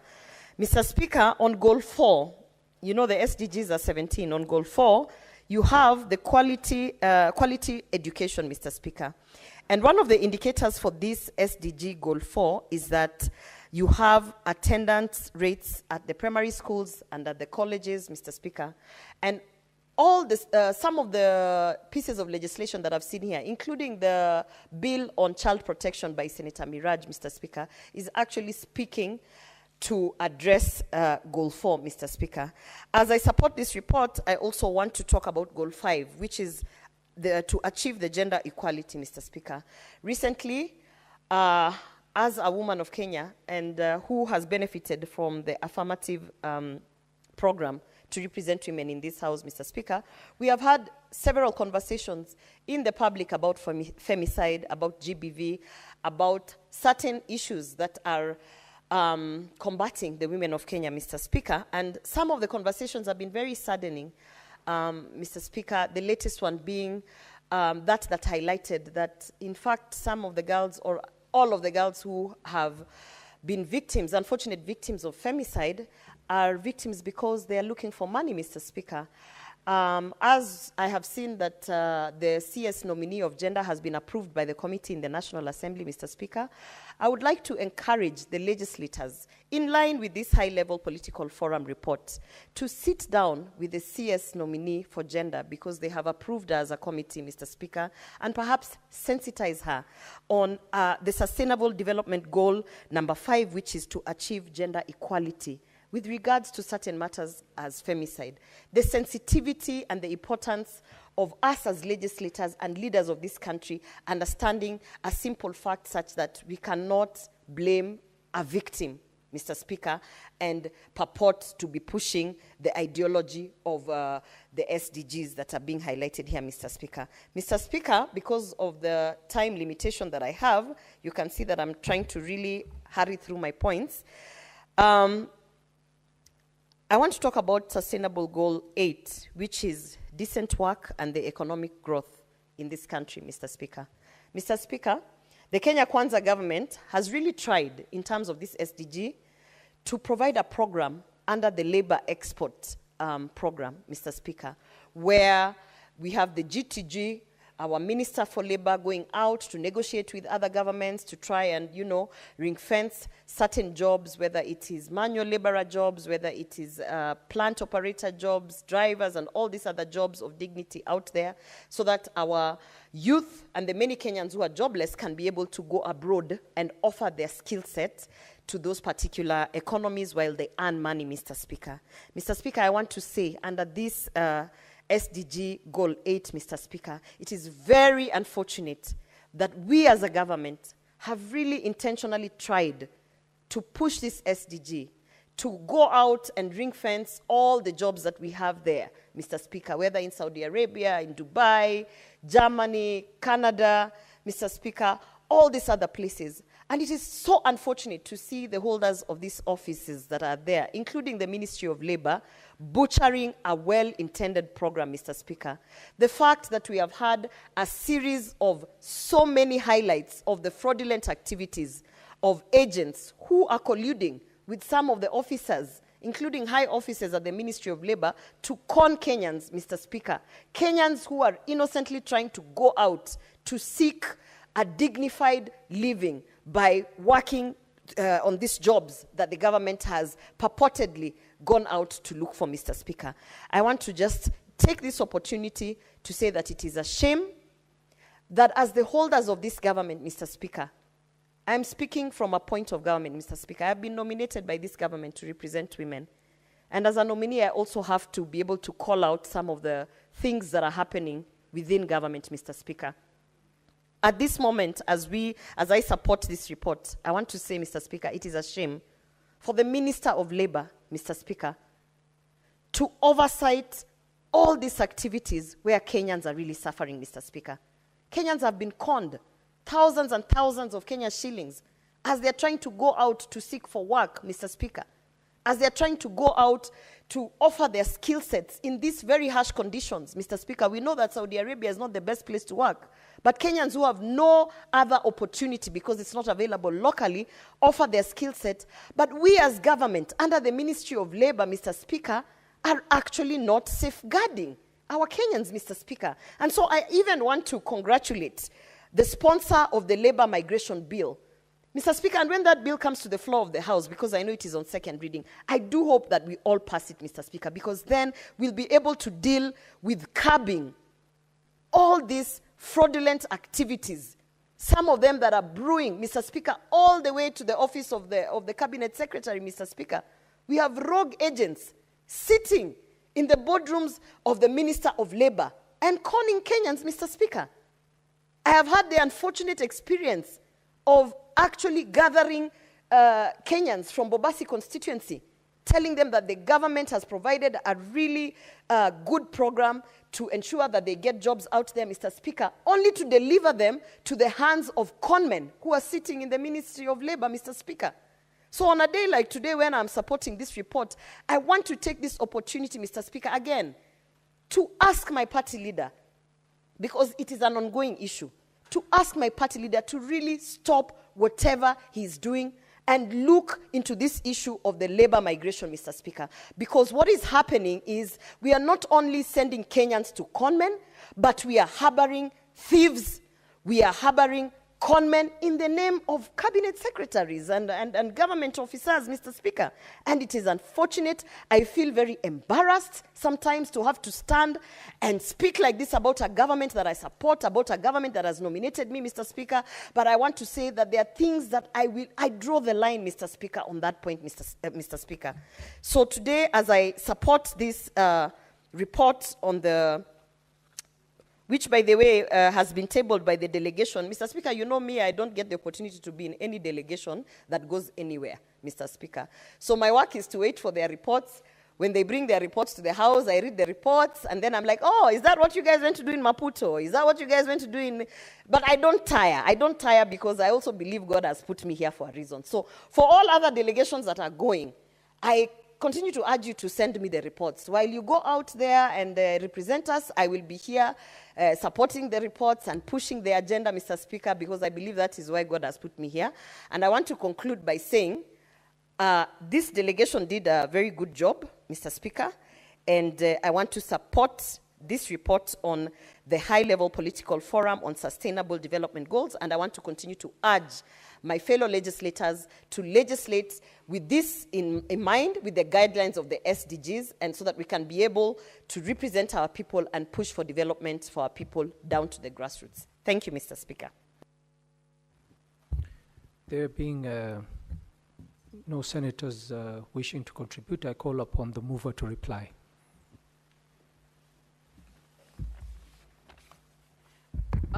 Thank you, Mr. Speaker, and due to time, I really want to thank my dear colleagues, Senator Gloria, Senator Cherargei, and Senator Kajwang, for their rich input. I have really noted the rich and quite a very good, should I say, input and advisory from Senator Gloria on economic growth. That is, an economic SDG 8 touches also on youth employment, equal pay, and labor rights, also on tourism and job creation. I really want to thank her on that, and I have really noted quite a few from Senator Cherargei and Senator Kajwang, who was also in the same kind of summit in Uganda, organized by the UN. It was quite a forum, I think, for a few days, and he says, comparing to what this forum was holding, it's more or less, the same. And so all these SDGs have to be achieved. Mr. Speaker, due to time, I have noted all that, all the inputs. I want to thank them all. What I want to request, Mr. Speaker, is that Mr. Speaker, can we defer the putting of the question to the later date, pursuant to Standing Order 66.3? Thank you. The putting of the question has been deferred. Next order. Order number 11, motion, establishment of the National Teaching and Referral Hospitals in Kenya. Senator Marumo is not here. That order has been deferred. Next order.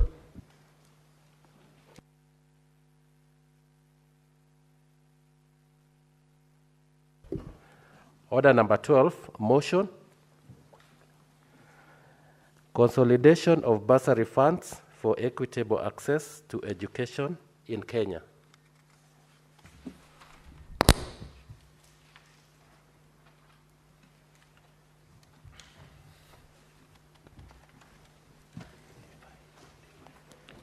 Order number 12 is deferred. Honorable Senators, there being no other business on the order paper, the Senate stands adjourned until later, today, Wednesday, 16th April 2025 at 2:30 p.m.